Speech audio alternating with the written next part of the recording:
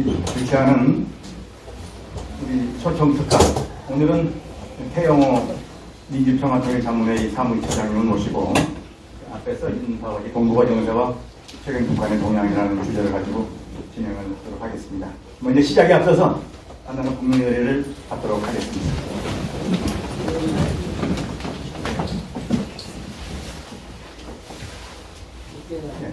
국회에 대하여 경례.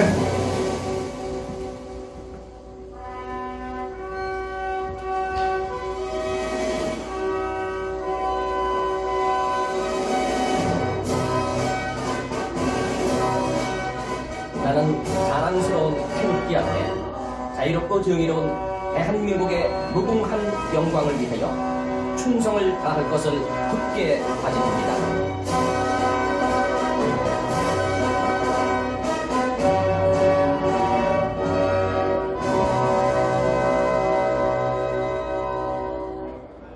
바로 애국가 열창은 1절만 주하게 맞춰서 하도록 하겠습니다.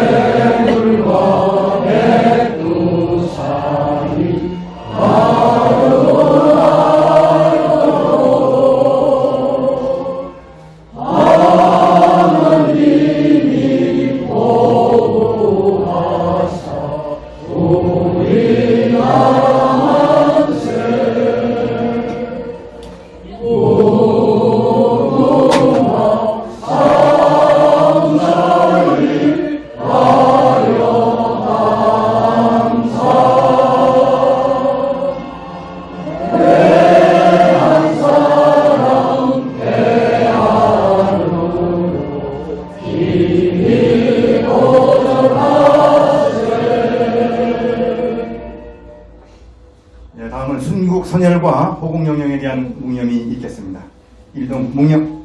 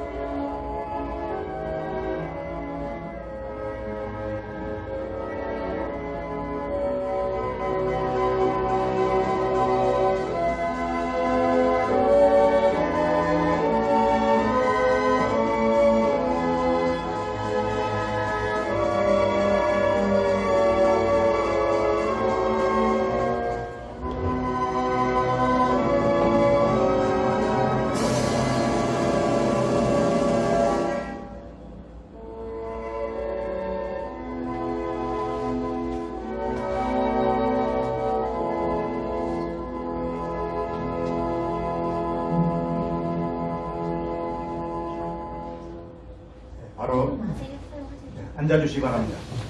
시작에 앞서서 참석하신 내년분들을 좀 소개하는 순서를 먼저 하도록 하겠습니다.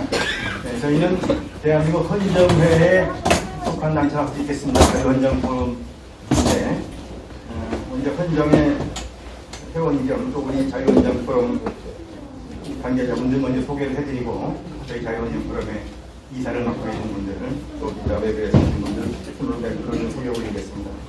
우리 자유헌정 포럼의 상임 대표를 맡고 계신 이원창 대표님 참석하겠습니다.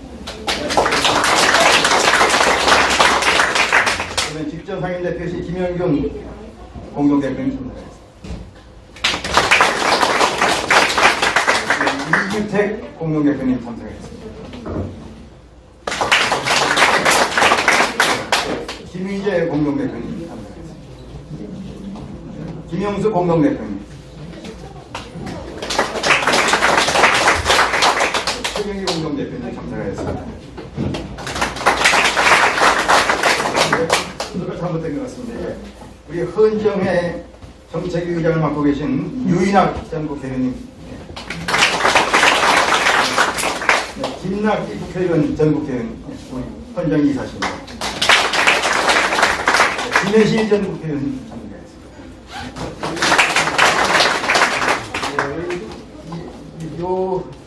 소개해드리는 분들은 자유원정권 이사를 맡고 계신 분들이 있습니다.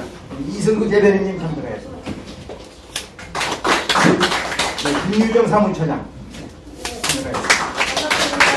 네, 양대웅 재무이사님 참석하였습니다. 홍정석 이사님, 유용준 이사님, 네, 박영애 이사님 참석하였습니다. 네, 조일성 이사님 참석하였습니다. 네, 박지호 이사님 참석하였습니다. 박창 이사님, 윤용덕 이사님, 네, 우리 송영 이사님 아까 부르셨는데 그다음에 우리 앞에 우리 늘 이렇게 우리 촬영에 수고하시고 녹음하신 우리 이은태 이사님, 외국에서도 많이 오셨는데 내 분만 소개 올리겠습니다. 우리 정성학 전 광림구청장님 바쁘신데 참석하셨습니다. 하셨나요? 네, 우리 정은교 전 안산 당협위원장님 참석하셨습니다. 이웅길 전 안전연탁 조민회장님 참석하셨다고 말씀드렸는데 안 계십니까? 네.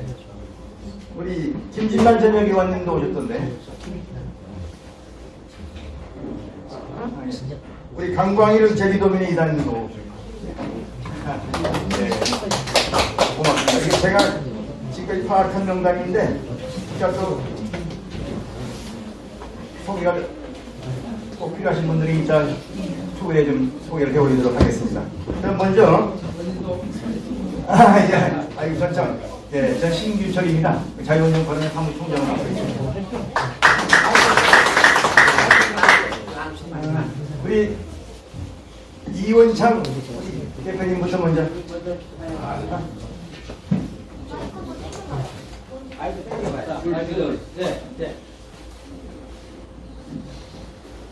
네, 안녕하십니까.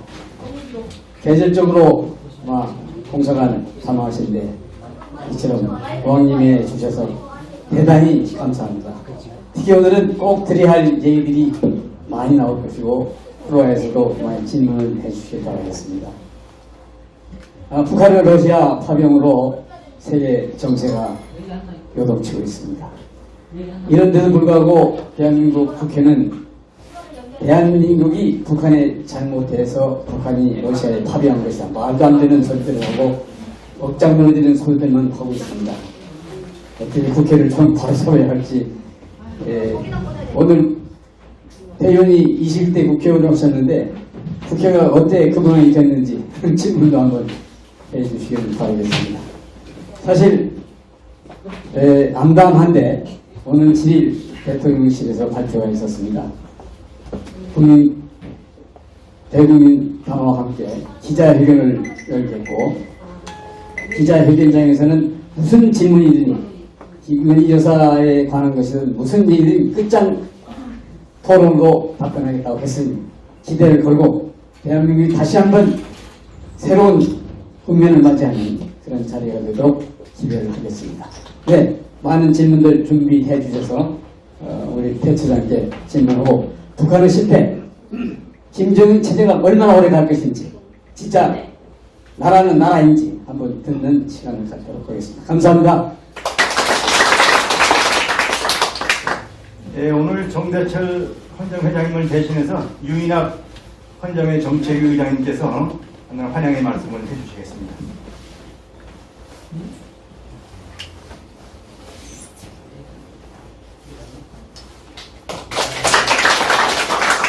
유인학입니다. 사실은 지금 이 중요하고 영광된 날에 정대철 회장이 축사하시 하는데 바로 이 시간 정대철 회장님은 사회 봉사 중 하나로 교도소에 수감되어 있는 사람들을 상대로 강의를 합니다. 사전에 정해져 있기 때문에 오늘 모두들 양해하시고 제가 대신했습니다. 저는 사실 개인적으로 꼭 만나고 싶은 남자 남한에 있다면 태영호 어머니십니다. 더구나 근래에 남북관계를 포함한 우리 북한이라든가 이런 여러가지 고견도 듣고 싶었습니다. 저는 잘 모릅니다만은 김정은이가 키는 1m 63대 체중이 143kg입니다. 사이코패스라고. 잘못하면은 그 가지고 있는 핵무기 능히 자기 고모부도 고사포로 쏴 죽일 정도의 사람이라면은 잘못되면 핵무기 어디라 이럴 수도 있다. 그런 염려 아닌 염려를 해봅니다. 다시 한번 한반도 평화는 세계적 과제입니다. 저는 2004년에 제가 바로 판문점 옆에 남한의 500만 평, 북한의 500만 평에 이런 평화시설 건설을 하기 위해서 그래서 당시에 직전 유엔 사무처장인 모리스 스트롬을 2번 초청해서 그래서 북한에 보내가지고 북한도 좋다 했습니다. 어쨌든 심지어 우리 한국의 어떤 UNDP도 그 돈은 투자하겠다 그랬는데 그것을 정리하고 당시의 정부가 지금 수도를 충청도로 옮겨야 하는데 그거 하면은 통일 시대를 대비해서 개성 대신에 수도만 놔두면 안 된다. 제가 평생 후회하는 것 중 하나가 그때 되든지 안 되든지 간에 남북 평화시를 만들었다면 어쨌든 현재 평화는 유지 안 되는 만큼 최소 노력은 아니냐. 저는 이런 상황에 오늘 의원님께서 이제 하나도 구체적으로 현재 남북관계 어쩌냐. 특히 한민족은 단일민족이지만 668년 고구려는 신라가 정부로 통일국가 되었습니다. 통일국가가 된 지 1500년 만에 북한이 어쨌든 이제는 통일 포기하겠다. 우리는 따로다. 대신에 인구는 2500만이면 백두혈통을 이어받은 한국민족, 조선민족이 지금 자기들이 있다. 이런 상황. 우리 헌법은 대한민국의 영토를 한반도에 고스라겠는데 이런 상황에 국제적 디카프리도 심해질 때 정말 염두가 많이 됩니다. 다시 한번 오늘 태영 의원님의 강의에 기대를 갖고 이런 운동을 해주시는 자유원정 포럼 이원창 회장님과 특별히 김영균 회장님 포함한 여러분들 수고 많으십니다. 다시 한번 감사드리고 축하드립니다. 감사합니다. 네, 오늘 이윤학 의원님 참석에 정말 저는 깊은 감사를 드립니다. 잘 아시다시피 이윤학 의원님은 민주당 출신 국회의원이신데 저는 이스라엘을 볼 때 이스라엘도 의원의 법칙이기 때문에 내정감이 굉장히 치열합니다. 여야가 한치도 양보가 없습니다. 그러나 외교안보에서는 거의 여야가 일치하는 모습을 보고 우리 또 대한민국도 내정을 가지고 치열하게 싸우더라도 국회가 우리 북한을 보는 시각이나 이런 안보 문제에 대해서는 좀 여야가 의견 일치를 보이는 그런 모습을 기대해 봅니다. 우리 유인학 선배님의 큰 역할을 기대하겠습니다. 제가 사회자로서 좀 주저넘게 말을 했습니다만은 이제 지금부터 우리 태영호 사무처장을 모시고서 강연을 시작하겠습니다. 앞으로 모시겠습니다. 큰 박수로 맞아주시기 바라겠습니다.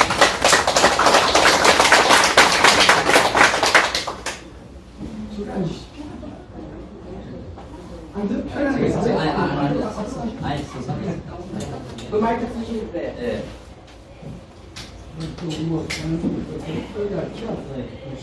PPT가 마침내 제가 강연에 딱 나오기 직전에 PPT가 돼서 매우 다행입니다.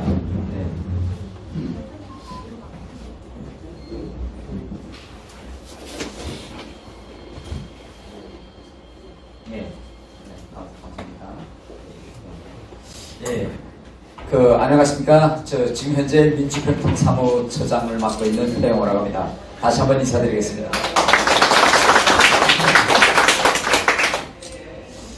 오늘 제가 자유헌정 포럼 여러분들 앞에서 강연을 지금 하고 있는데요.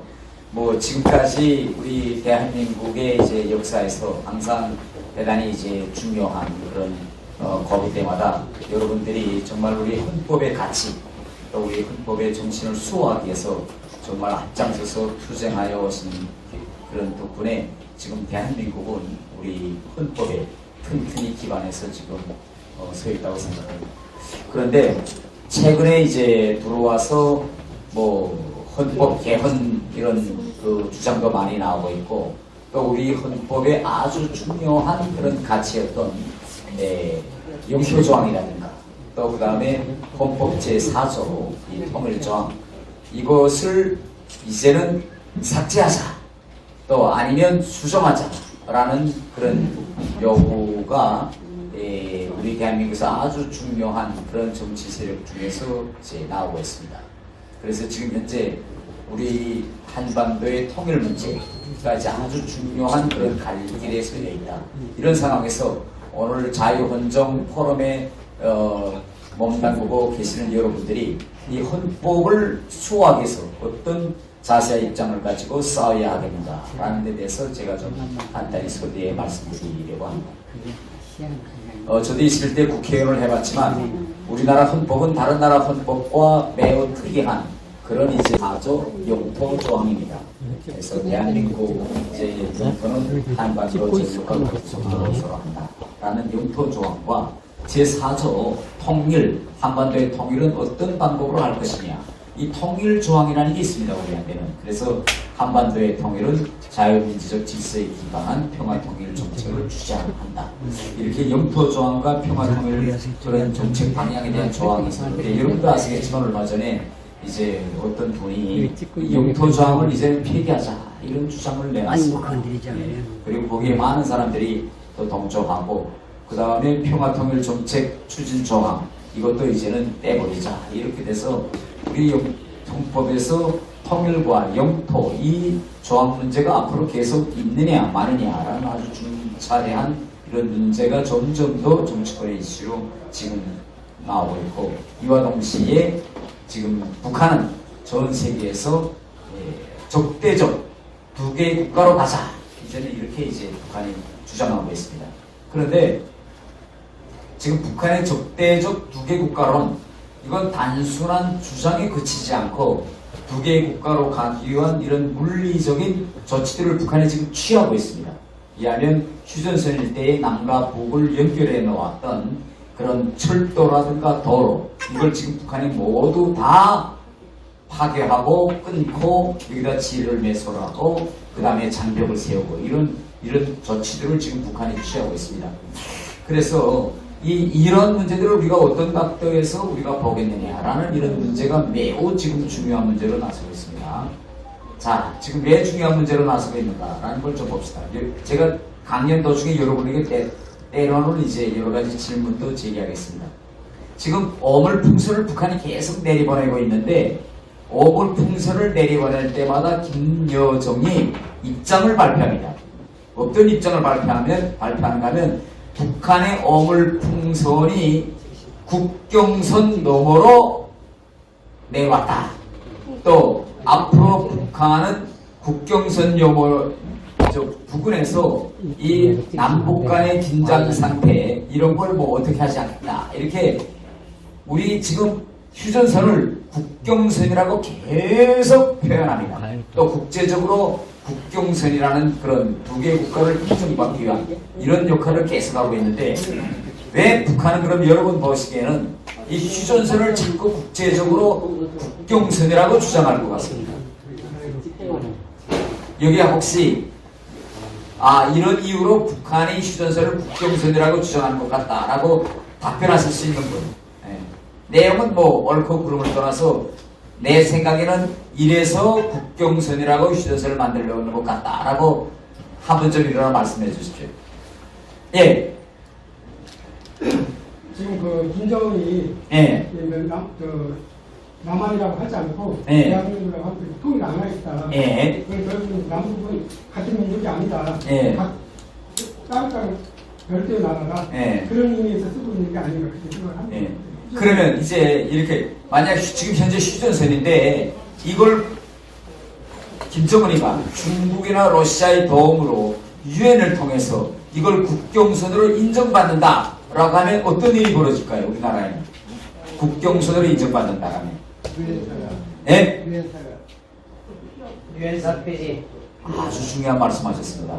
그러면 왜 우리한테는 유엔사가 이렇듯 중요할까요? 우크라이나 전쟁과 한번 결부해서 이야기해 보시죠. 지금 우크라이나 전쟁인데 앞으로 한반도에서 전쟁이 일어난다라고 할 경우 왜 유엔사가 우리한테는 중요한가? 전쟁 시 자동 개입. 옳습니다. 자동 개입. 또 하나는 자, 이제 방금 맞습니다. 우선 외교 정치학적으로 북한은 유엔사를 해체해버려야 됩니다. 해체해버려야 되는데 해체하자니까 어떤 문제가 있느냐? 그럼 유엔사가 우리나라에서 무슨 기능을 수행하느냐 이런 문제가 제기됩니다. 그런데 우리나라에서는 유엔사가 무슨 기능을 수행하느냐 휴전선 관리 기능을 수행합니다. 그러니까 밀리터리 디마케이션 DMZ의 우리 쪽 라인 2km의 라인을 누가 관리하느냐 유엔사가 관리합니다. 그래서 우리 GOP에는 우리 태극기가 날리고 있을까요? 아니면 유엔기가 날리고 있을까요? 유엔기가 날리고 있습니다. 그런데 지금 보세요. 우크라이나에서 지금 전쟁을 하고 있습니다. 러시아군이 우크라이나군하고 전쟁을 하고 있는데 앞으로 지금 러시아와 북한이 군사동맹 관계에 버금가는 전략적 동반자 관계를 맺어가지고 러시아나 북한 중 어느 한 나라가 전쟁에 말려들면 자동 도와준다 해서 지금 러시아군이 우크라이나에 갔거든요. 그러면 앞으로 한반도에서 전쟁이 일어난다. 라면 러시아군이 올까요? 안 올까요? 올 가능성이 대단히 높습니다. 그런데 러시아군이 와서 만약 우리와 싸운다 라고 할 때 우리 쪽에서 휴전선에서 내들 깃발이 뭡니까? 유엔군이죠. 그러면 어떤 상황이 됐냐? 러시아군이 유엔군 깃발을 향해서 유엔군을 반대해서 싸우는 상황이 됩니다. 러시아가 한반도에 오든 중국 군대가 오든 그런데 러시아와 중국은 다 유엔 안보리사회 상임이사국입니다. 그러면 유엔 안보리사회 상임이사국으로서 세계 평화와 관련해서 땡땡땡 하고 고수교를 해야 하는 러시아와 중국이 유엔군을 반대해서 총을 들고 싸워야 하는 난감한 상황이 조성될 수 있는 겁니다. 그래서 지금 러시아와 중국은 앞으로 한반도에서 어떤 일이 일어나더라도 자기들이 미국 깃발이나 태극기를 반대해서 중국 군대나 러시아 군이 들어오는데 하나 부담이 없어요. 그런데 저들이 유엔 안보리 5개 상임이사국이 앉아있는 데서 결정하는 그 결정사항을 집행하는 유엔군기를 향해서 중공군기가 붙는다든지 러시아군 깃발이 맞춰서 붙는다는 건 대단히 심각한 상황입니다. 그러면 어떻게 되느냐? 유엔을 해체될 겁니다. 왜? 안보리 상임이사국 중에 중국과 러시아가 유엔기를 만들어서 싸운다는 건 유엔을 인정 안 한다는 거죠. 그래서 중국과 러시아는 앞으로 한반도 상황이 있을 때 이걸 어떻게 할 거냐 대단히 부담스러워요. 그래서 어떻게 하나 이 유엔군 사령부를 해체해서 내보내야 되는데 두 개 국가로 인정받으면 유엔에서 어떤 문제를 제기할 수 있느냐. 유엔의 사명은 어떤 경우에도 국경을 지키는 일을 하면 안 돼요. 유엔은. 유엔군은 어떤 일을 해야 될까요? 옳습니다. 유엔은 평화 유지 기능을 하는 게 유엔군입니다. 그래서 우리나라에서는 지금 왜 휴전선 일대를 유엔군이 관리하는 것이 합법적이냐? 이거는 국경이 아니고 남과 북의 임시 전쟁을 휴전한 지대이기 때문에 이 휴전한 지역을 유엔군이 들어와서 평화를 유지하고 관리해야 되기 때문에 이게 명분이 맞아요. 그러나 국경이 되면 명분이 안 맞는 겁니다. 왜? 유엔은 어떤 경우에도 그 어떤 국가의 국경을 관리해주면 안 됩니다. 여론적을 지금 북한이 파고들려고 하는 겁니다. 그래서 북한은 지금 두 개의 국가론을 계속 주장하고 어물풍선을 돌면서 이 어떻게 하면 이 휴전선을 국경지대화로 하겠느냐. 이게 대단히 복합적으로 앞으로 유엔까지 연결됩니다. 그런데 혹시 여러분 한반도에서 유엔군이 나가야 된다라는 유엔 결의가 있다는 거 아십니까? 한반도에서 유엔군이 나가야 된다는 유엔 결의가 있다는 걸 아시는 분? 처음 듣는 이야기죠. 이게 잘 듣어보세요. 1974년도 우리가 아직 유엔에 들어가기 전 남과 북이 다 유엔에 들어가기 전에 북한이 러시아 그때 당시 소련이죠. 소련과 러시아가 짜고 어떤 결의안을 기습 발의했는가 하면 유엔에서 한반도에서 유엔군 사령부를 해체하고 유엔군은 한반도에서 나가야 된다는 결의안을 발의해가지고 기습 유엔 총회에 상정시킵니다. 그런데 상정시키고 나서 뭐라고 연설하는가 하면 한반도에 유엔군이 있을 필요가 없다. 전쟁이 끝났지 이렇게 오래되고 전쟁도 안 일어나는데 왜 유엔군이 있습니까? 거기에 유엔 예산을 쓸 필요도 없고 그래서 유엔군을 내보냅시다 라고 연설해요. 그리고 투표 붙입니다. 이 결의안이 통과됐을까요? 안 됐을까요? 네, 이게 문제입니다. 다 우리나라 사람들이 이렇게 지지하면 결의안이 통과 안 됐을 겁니다 라고 생각하는데 결의안이 통과됐습니다. 유엔에서. 처음 듣죠?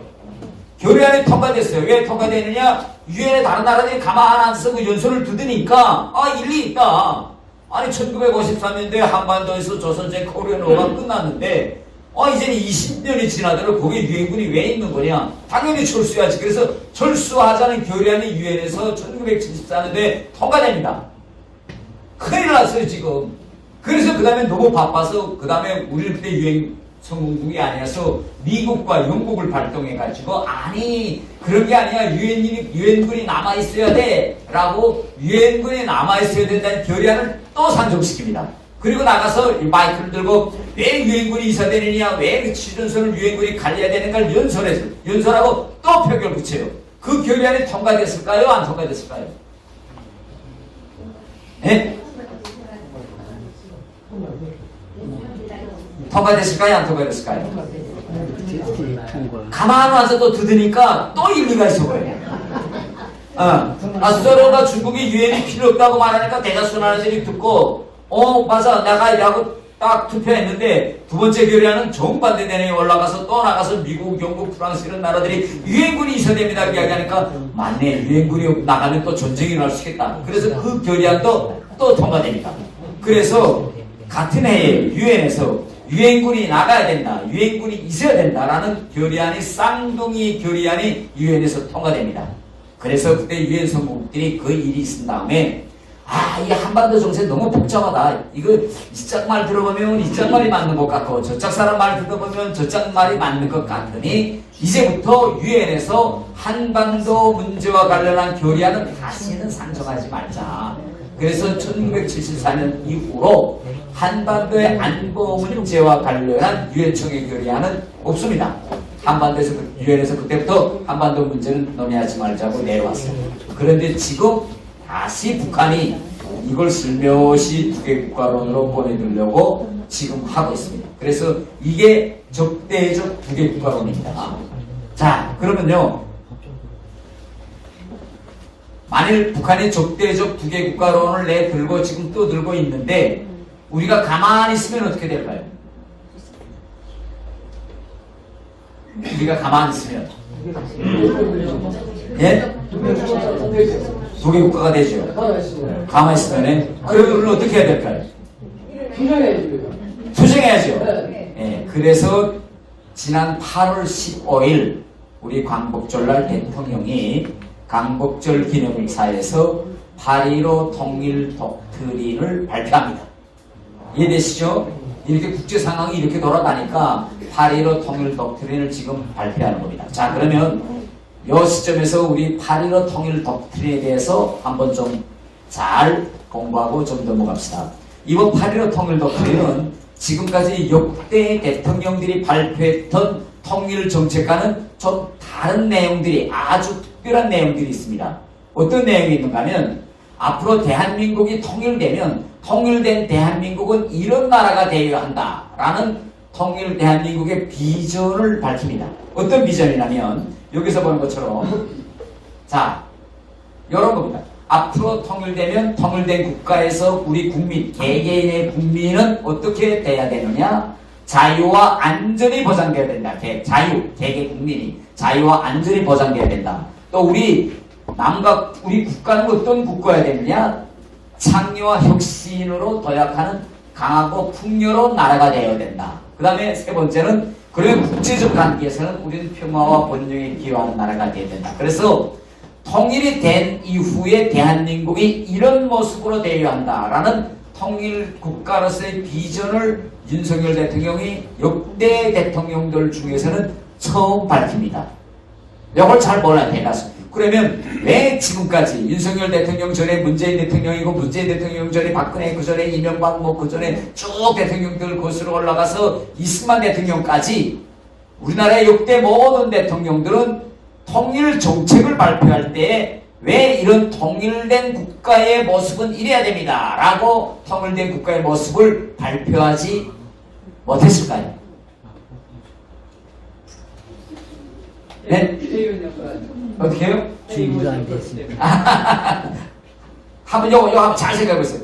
역대 대통령들은 대단히 다 통일을 어떻게 한다는 나름대로의 정치 통일 철학이 다 있었어요. 그럼에도 불구하고 어느 대통령도 통일된 국가는 이렇게 됩니다 하고 자기 생각을 발표한 대통령이 한 명도 없었어요. 왜 없었을까요?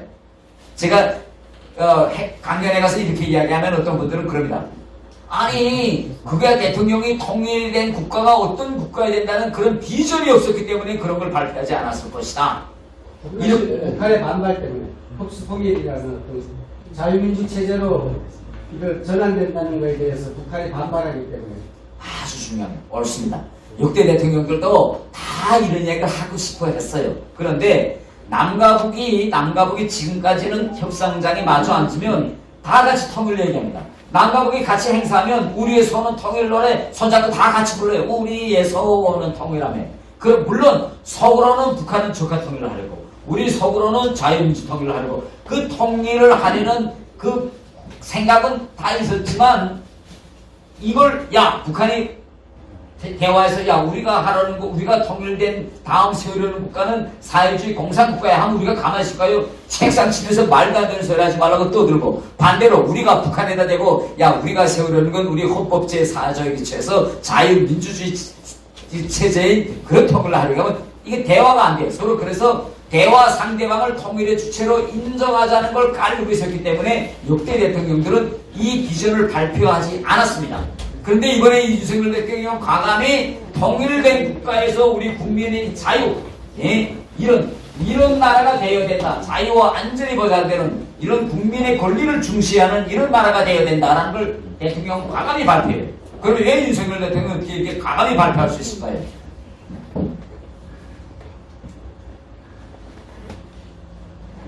예. 사실 이제 우리나라를 예. 다른 나라하고 중국에다 잘 들리기 때문에 마음대로 얘기합니다. 역시 자유헌정에 이런 질문을 하면 이 질문에 답변하는 사람들은 거의 없어요. 왜냐하면 지금까지는 우리가 통일 논의 협상의 주체가 누구였느냐? 북한 당국이었습니다. 우리는 항상 북한 당국을 대상으로 그들은 우리 협상과 통일의 파트너를 보고 북한 당국과 대화하고 협상하고 그들이 빌어달라면 좀 빌어도 주고 돈 좀 달라면 돈도 좀 주고 쌀을 달라면 쌀을 좀 줘서 북한 당국과 어떻게 좀 잘해서 이산가족 상봉도 하고 결혼도 하고 그걸 통해서 북한 사람들의 삶도 좀 우리가 도와주고 그들을 변화시켜서 통일로 이끌어 가려고 했어요. 그런데 이 김정은이가 절대 통일 논의는 안 하겠다고 이론이 어떻게 됐느냐? 통일 논의를 대해야 할 주체가 없어진 겁니다. 그러면 우리는 이제부터 통일 논의를 누구하고 해야 될까요? 북한 당국이 안 하겠다고 하니까 북한 주민한테 다가가는 겁니다. 이제는. 그래서 이게 8.15 통일 독트린의 첫 번째 기존 통일 정치가 차이점입니다. 북한 당국이 통일을 안 하겠다고 하기 때문에 이제부터 우리의 통일 주체는 누구냐? 북한 주민이다. 이게 첫 번째 이번 8.15 독트린의 차이점입니다. 두 번째는요. 자, 한번 좀 보세요. 이 통일을 어떻게 추진하겠느냐라는 내용에 여러 가지가 다 있는데 국내에서는 자유 통일을 추진할 자유의 가치관, 그러니까 국내적으로는 우리 주민들을 향해서 자유 통일을 추진할 그런 자유의 가치관 역량을 배합하자 이렇게 되어 있고 그 다음 그걸 추진하기 위한 방안의 첫 번째가 뭐냐? 통일 교육을 활성화하자 이런 내용이 들어가 있습니다. 지금까지 역대 대통령들의 대북 통일 정책에는 교육이라는 내용이 없어요.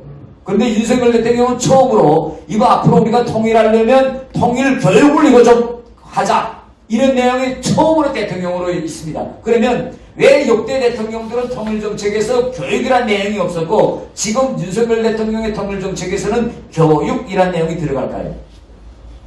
사상이다 이렇게 사상이 어떤 사상이? 북쪽은 그야말로 국제주의 아닙니까? 예. 나가는 자유민주주의. 예. 그게 차이있습니다. 여기서 이 교육 문제는 북한을 향해서 아니고 국내를 향한 겁니다. 국내에서 이렇게 자유통일 이런 가치관 영향 배양 첫 번째 이젠 우리 국가가 나서서 국민을 향해서 통일 교육을 해야 된다라고 이야기합니다. 왜 교육에 먼저 나올까요? 젊은 세대를 중심으로 해서 네. 통일의 필요성을 느끼지 않기 때문에 국민들한테 통일의 필요성을 강조하기 위해서. 아주 정확히 이야기했습니다. 교육이라는 건요, 교육은 왜 있는가 하면 가만두면 안 되기 때문에 교육이 있는 겁니다. 예. 자, 십자거리에서 사람들이 붉은 신호등이 오면 건너가지 말아야 되는데 그럼에도 불구하고 자꾸 건너가요.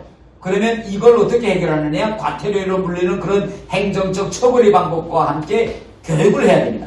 절대 건너가지 말라. 건너가면 큰일 난다. 이렇게 돼서 일이 안 될 때는 교육을 해야 되는데 지금까지 윤석열 정부 전까지 모든 우리 나라에서 통일 문제를 가지고 이것도 교육을 통해서 해결한다. 이 문제가 성립되지 않았어요. 왜? 당연히 모든 사람들이 통일은 너무 당연한 거기 때문에 무슨 교육이 필요하냐 이렇게 생각되는데 여기에 모이신 분들처럼 통일을 당연하다고 생각하는 세대는 이미 점점 나이가 들어서 이제는 나이 들어갔어요.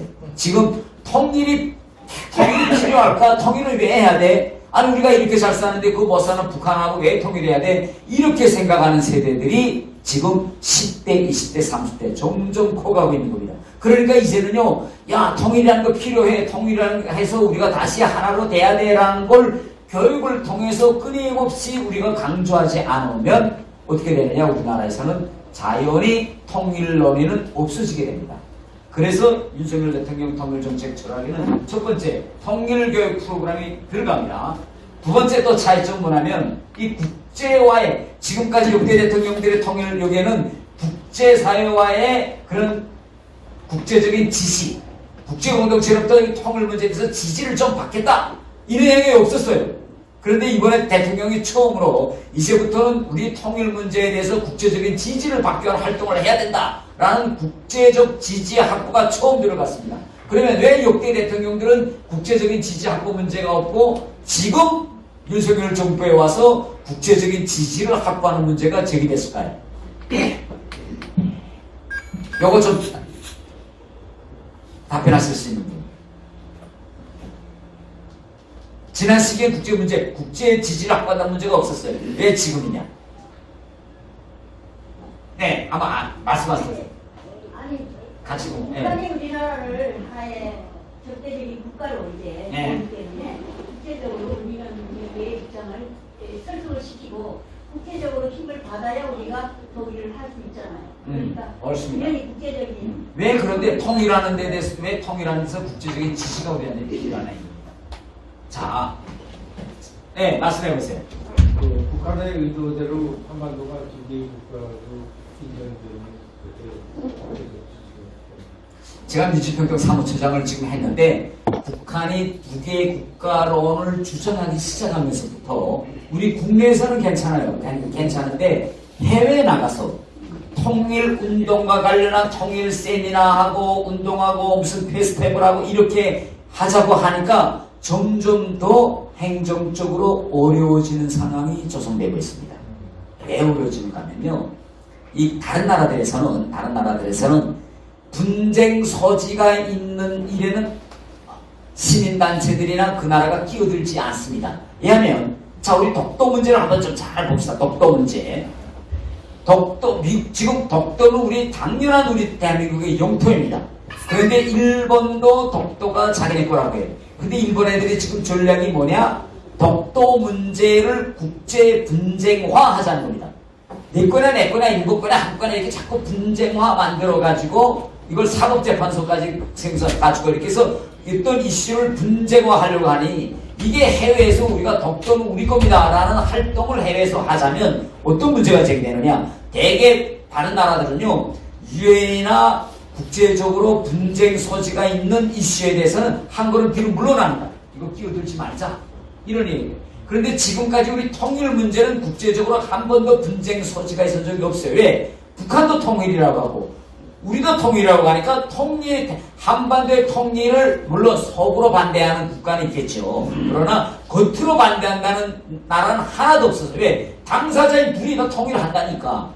그런데 이제는 당사자인 둘 중에서 한 나라인 한 것인 북한이 통일을 안 하겠다니까 해외에 나가서 우리가 민주평등 같은 해외에 지금 우리 민주평등 지역협의회들이 다 있거든요. 그러면 그 나라에 가서 자 우리 통일을 지지해 주세요 이러면 당연히 우리 한국을 지지한 사람들은 오케이 우리 지지할게 라고 하지만 객관적인 사람들은 북한 통일을 반대한다고 했는데 이거 남한은 통일을 하자고 하니 그러니까 이거 끼어들어야 되는 거예요. 끼어들지 말아야 되는 거예요.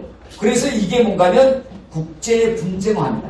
그래서 북한이 지금 통일 이슈를 국제 분쟁화 하려고 해요. 지금 이게 지금 심각한 문제로 지금 다가오고 있습니다. 그러면 자 만약 중국에서 통일운동을 하자 그래서 민주평등에 해야 한다. 해야 하면. 그러면 중국 당국이 이런 통일운동을 지지할까요? 반대할까요? 중국이.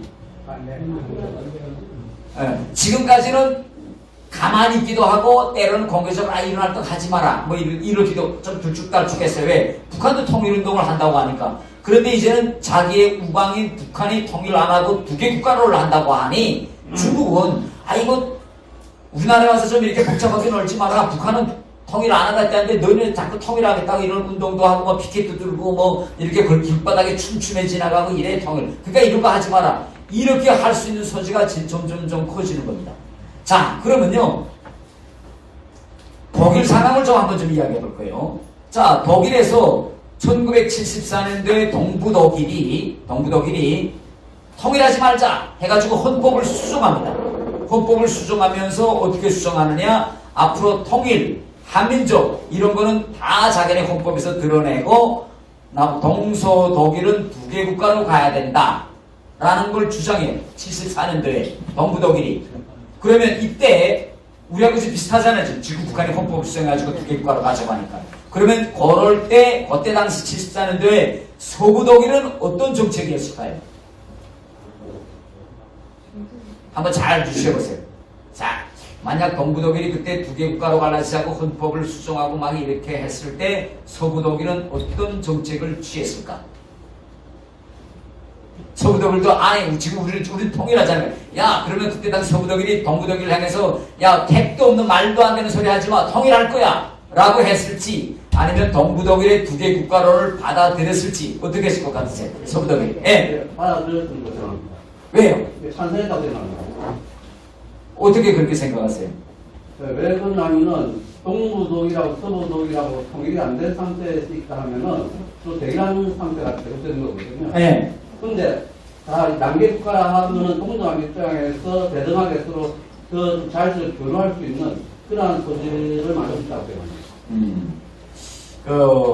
그때 당시 서부독일은요, 어떤 입장이었냐면, 내심으로는 통일을 추구했지만, 일단 동부독일과의 대화에서 통일이란 말을 꺼내지 않기로 합니다. 서부독일은. 그리고, 그래서 그때부터 동서독일 사이에 통일, 한민족, 이런 말을 꺼내질 않아요. 이게 그때 당시 독일의 상황이었습니다. 그런데, 지금 일각에서는 그때 상황을 떠올리면서 우리 사회에서 일부 사람들은 서부독일도 그렇게 하지 않았느냐. 그러니까 북한의 두 개 국가를 수용해야 되지 않느냐라고 주장하는 사람들이 있는데 우리는 독일과 상황이 다르죠. 제가 아까 이야기했죠. 우리가 두 개 국가론을 받아들이는 순간에 통일론이 우리나라에서 없어지고 더 나아가서는 휴전선은 어떻게 되느냐? 국경선이 될 것이고 국경선이 되면 휴전선 일대에서는 유엔군이 강할권을 넘길 수밖에 없고 유엔군이 강할권을 넘기게 되면 우리나라에서는 유엔군이 철수하게 됩니다. 이렇게 되면요. 이거 진짜 그 다음에는 한미동맹이 흔들리게 되고 한미동맹이 흔들리면 미군 철수도 결국은 남보죠. 이런 연쇄 과정이 시작된다라는 걸 제가 말씀드리겠습니다. 자, 8.25 통일 독트린에서 가장 중요한 건 그겁니다. 자, 그러면 이 통일 문제를 우리가 이제부터 어떻게 추진해 나가겠느냐? 이 문제가 대단히 중요해요. 통일 문제를 어떻게 추진해 나가겠느냐? 그래서 이번 통일 독트린의 가장 핵심은 자, 보세요. 통일 추진의 7가지가 나와 있어요. 통일 추진 방안. 이 7가지 중에 4가지가 북한 주민을 어떻게 하겠다는 내용이 계속 들어갑니다. 북한 주민, 여기 보면 북한 인권개선, 북한 주민의 정보 조건, 북한 이탈 주민, 뭐 하여간 북한 주민의 내용이 4가지예요. 7가지 중에서. 이 내용이 얼마나 중요한가? 이 지점을 제가 좀 이제부터 말씀드리겠습니다. 지금까지 우리 통일 정책에 북한 주민을 어떻게 하겠다는 통일 정책이 있었을까요? 없었을까요? 전혀 없어요. 없었습니다. 전혀 없었어요. 그런데 아까 제가 말씀드린 것처럼 이제는 북한이 더는 우리의 통일 정책 논의의 상대가 아니기 때문에 우리 정부가 직접적으로 북한 주민을 향해서 다가간다. 이런 정책입니다. 제가 10월 25일부터 12월 3일까지 한 주일 동안 미국을 다녀왔어요. 미국.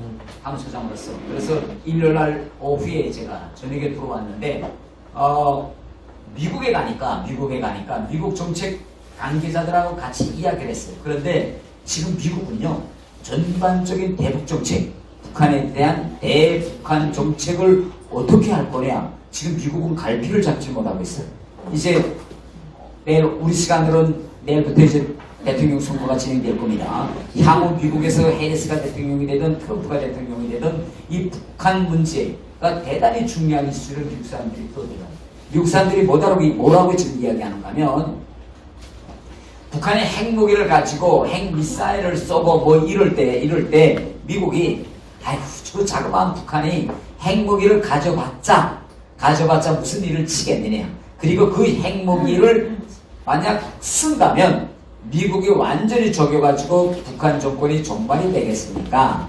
북한이 미친놈이 아니고서는 김정은이가 그 핵무기를 쓰겠느냐. 그러니까 핵무기 괜찮아 이러면서 솔직히 이야기하면 미국이 지금까지 북한의 비핵화 문제라든가 북한 문제가 미국의 대정책적 순위에서 대단히 밑에 있었어요.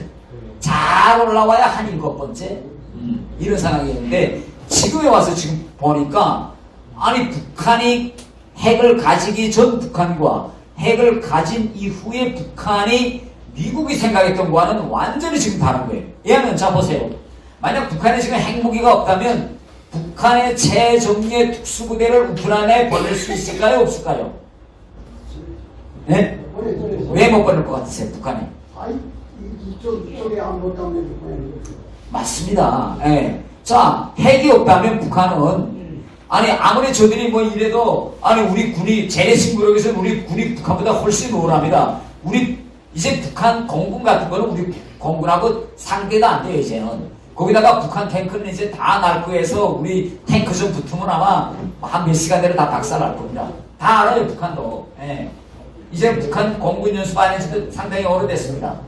그런 북한이 핵을 가지니 어떤 현상이 일어났느냐? 자기 최정예 특수부대를 한반도 북한에서 빼서 저 먼 우크라이나까지 보낼 수 있는 여력이 생긴 거예요. 그렇게 가난한 나라가. 핵 단추가 김정은의 책상 위에 있기 때문에 만약 북한 중요한 부대와 포가 다 다른 나라에 나갔다는 걸 우리 정보가 알았으면 이런 기회 어디에 있어? 바로 치고 들어가면 되는데. 근데 지금 북한이요. 지금까지 러시아에 보낸 그 포탄 미사일 아마 내가 알고 있는 데는 거의 다 바닥에 날 정도로 돈 벌려고 싹 다 보내고 있습니다. 그럼에도 불구하고 딱 꽂히고 있어요. 왜? 핵이 있으니까. 그러니까 미국이 한반도 상황이 북한이 핵을 가지면 북한의 군사적 운신의 폭이 이렇게 넓어질 거라는 걸 미국이 몰랐던 거예요.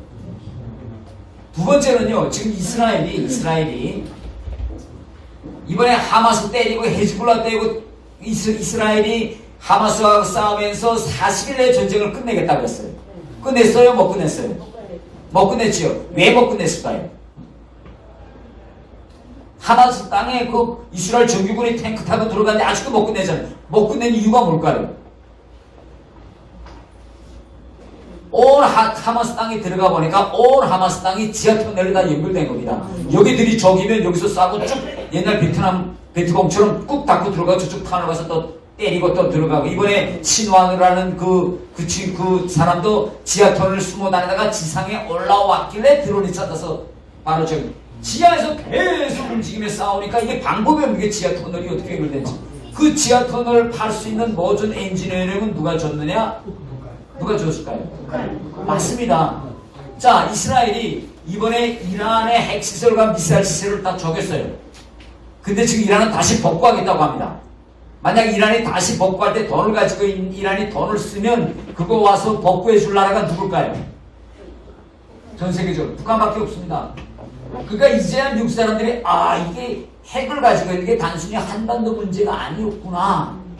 핵을 일단 북한이 가지면 자기네가 북한에 빼내지 못하고 있던 기술 인력을 이제는 중동에 보낼 수도 있고 저 먼 우크라이나까지 보내고 있으니 그래서 지금 나토 국가들이 우리한테 오는 겁니다. 이거 북한 문제가 도대체 어떻게 이거 해결할 수 있느냐. 네. 그래 이제야 미국 사람들이 아이 오프닝이 된 거예요. 내가 이번에 가니까 미국 사람들이 저보고 뭐라고 하냐면 이번에 윤석열 대통령이 당신을 민주평통 사무처장으로 임명했고 그거 왜 임명했는지 자기네가 이제야 보인다. 대한민국 정부가 뭘 하려고 하는지. 쉽게 이야기하면 이겁니다. 여기 자 보세요. 대통령의 정책에 여기 7번째가 5번째가 북한 이탈 주민의 역할을 통일 역량에 반영하겠다. 대통령이 이렇게 의지를 밝혔습니다. 그런데 우리가 남북 간에 지금 70여 년 동안 분단이 돼 있었지만 저처럼 북한에 공직에 있던 사람이 한국에 와서 지역구 국회의원도 하고 우리 김영수 의원님이 제 선거 때 열심히 선거도 와서 제가 지역구 국회의원도 했고 그 다음에 이렇게 정부의 차관급 인사로 제가 임명된 건 남북 분단 역사에 제가 처음입니다. 그런데 제가 잘나서 된 게 아니라 바로 대통령이 지금 정책 가닥을 그렇게 잡고 있는 겁니다.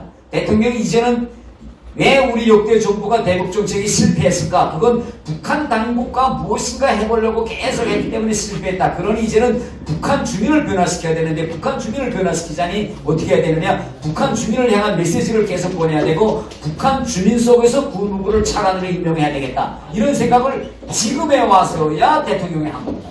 우리 대통령. 그래서 대통령이 올해만 놓고 보세요. 어떤 연설들에 보면 8.15 광복절 경축사 시작을 이렇게 합니다. 북한 주민 여러분, 연설에서 이제는 남한 주민 여러분, 대한민국 국민 여러분, 북한 주민 여러분 하고 연설에 항상 북한 주민이라는 말이 들어갑니다. 그리고 윤석열 대통령이 북한 이탈 주민의 날 7월 14일 올해 이걸 제정했어요. 그래서 처음으로 북한 이탈 주민의 날을 제정하고 또 북한 이탈 주민 출신 중에서 저를 민주평통 사무처장으로 임명했는데 민주평통 사무처장의 자리가 어떤 자리냐? 우리 국민들과 전문가들의 통일 정책을 수렴해서 대통령한테 건의하는 요 길목에 딱 있는 자리예요. 제 자리가. 그래서 이런 중요성에 대한 걸 이제 미국에 가서 이야기하니까 미국 사람들이 뭐라고 이야기하는가 하면 야, 대한민국이 그렇게 북한 이탈 주민들을 이용해서 북한을 흔들기 위한 정책이 왜 이제야 나왔느냐? 좀 더 일찍이 나왔지. 그러면서 이제부터 미국도 여기 와 있는 탈북민들을 어떻게 북한 정책에 이용하겠냐. 자기네 이제부터 그걸 좀 연구하고 그 방향으로 돌려야 되겠다. 왜? 지금까지 쏘볼 수 있는 카드는 다 쏘봤는데 안 되는 거다. 그러니까 이제는 뭐냐? 북한 주민들을 통해서 북한 탈북민들을 통해서 북한 주민들에게 직접 다가가게 한 그런 정책 이런 걸 이제 하겠다. 이런 걸 이야기합니다. 자, 그러면 우리가 탈북민들을 이용해서 북한 주민들을 변화시켜서 통일을 만들 수 있느냐 없느냐.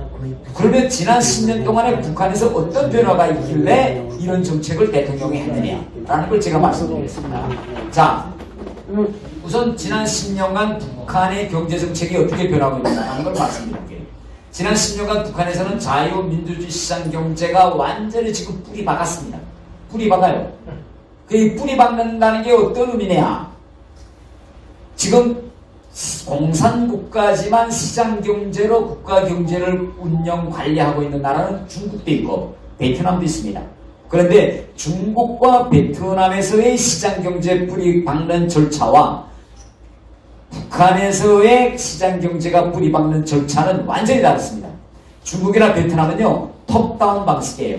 당 정치교회에서 먼저 정하고 어떤 법을 먼저 만들어서 뿌리고 그걸 국민들이 따라오게 하는 톱다운 방식으로 지금 중국과 베트남에서는 시장경제가 뿌리박았는데 북한은요 지난 20년 동안 톱다운 방식이 아니라 버텀업 방식입니다.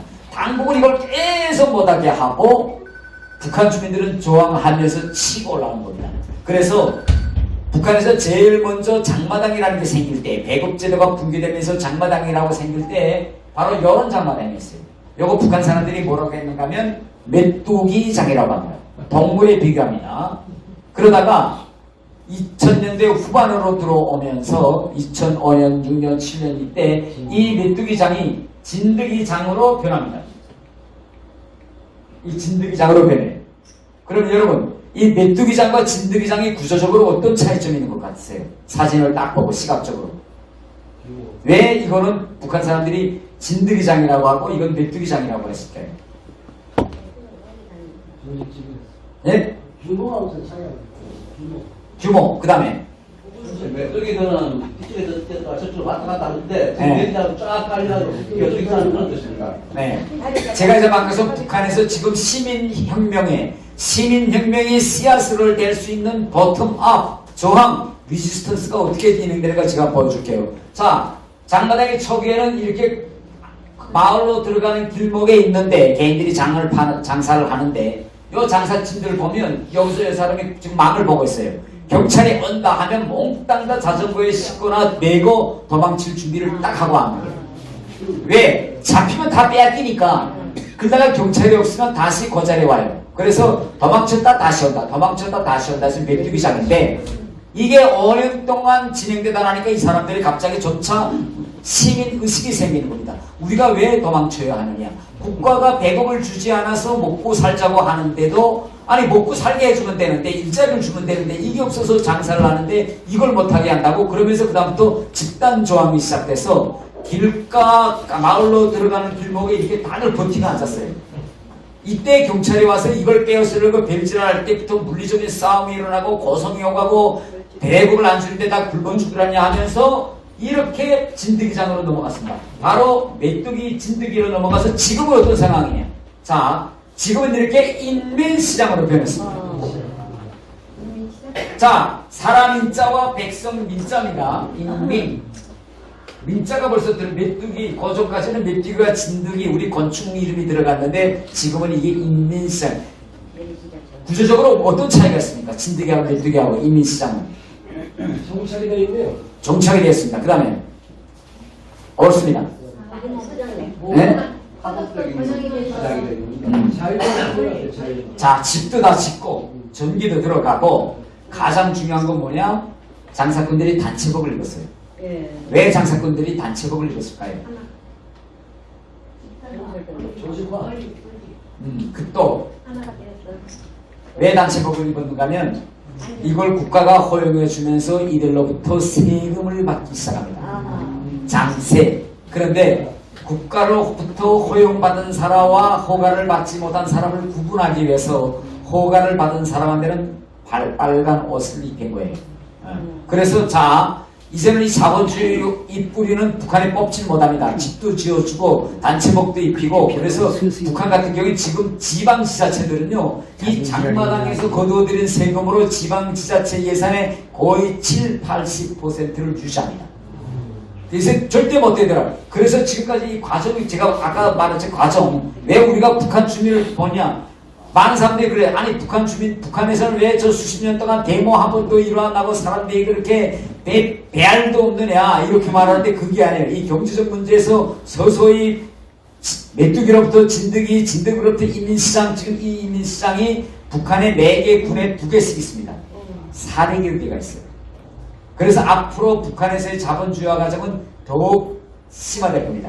김정은이 지금 이걸 없애겠다고 벨질을 다 하는데 없애려다가 저항에 부딪히고 없애려다가 저항에 부딪혀서 이제는 더는 뿌리 뽑을 수 없는 자본주의화 과정이 지금 들어섰습니다. 북한에. 자, 다른 하나는 그래서 이게 지금 우리 정부가 발표한 통계 자료인데 우리 정부는 어떤 일을 하는가 하면 이건 뭐 보수나 진보 정부랑 똑같아요. 북한에서 탈북민들이 오면 설문조사를 합니다. 온 사람한테다가 북한에서 배급을 받은 경험이 있느냐 없느냐 그래가지고 설문조사를 진행하는데 매 연도별로 계속 진행했는데 지금 북한에서 배급을 받지를 못했던 사람이 지금 72.2%예요.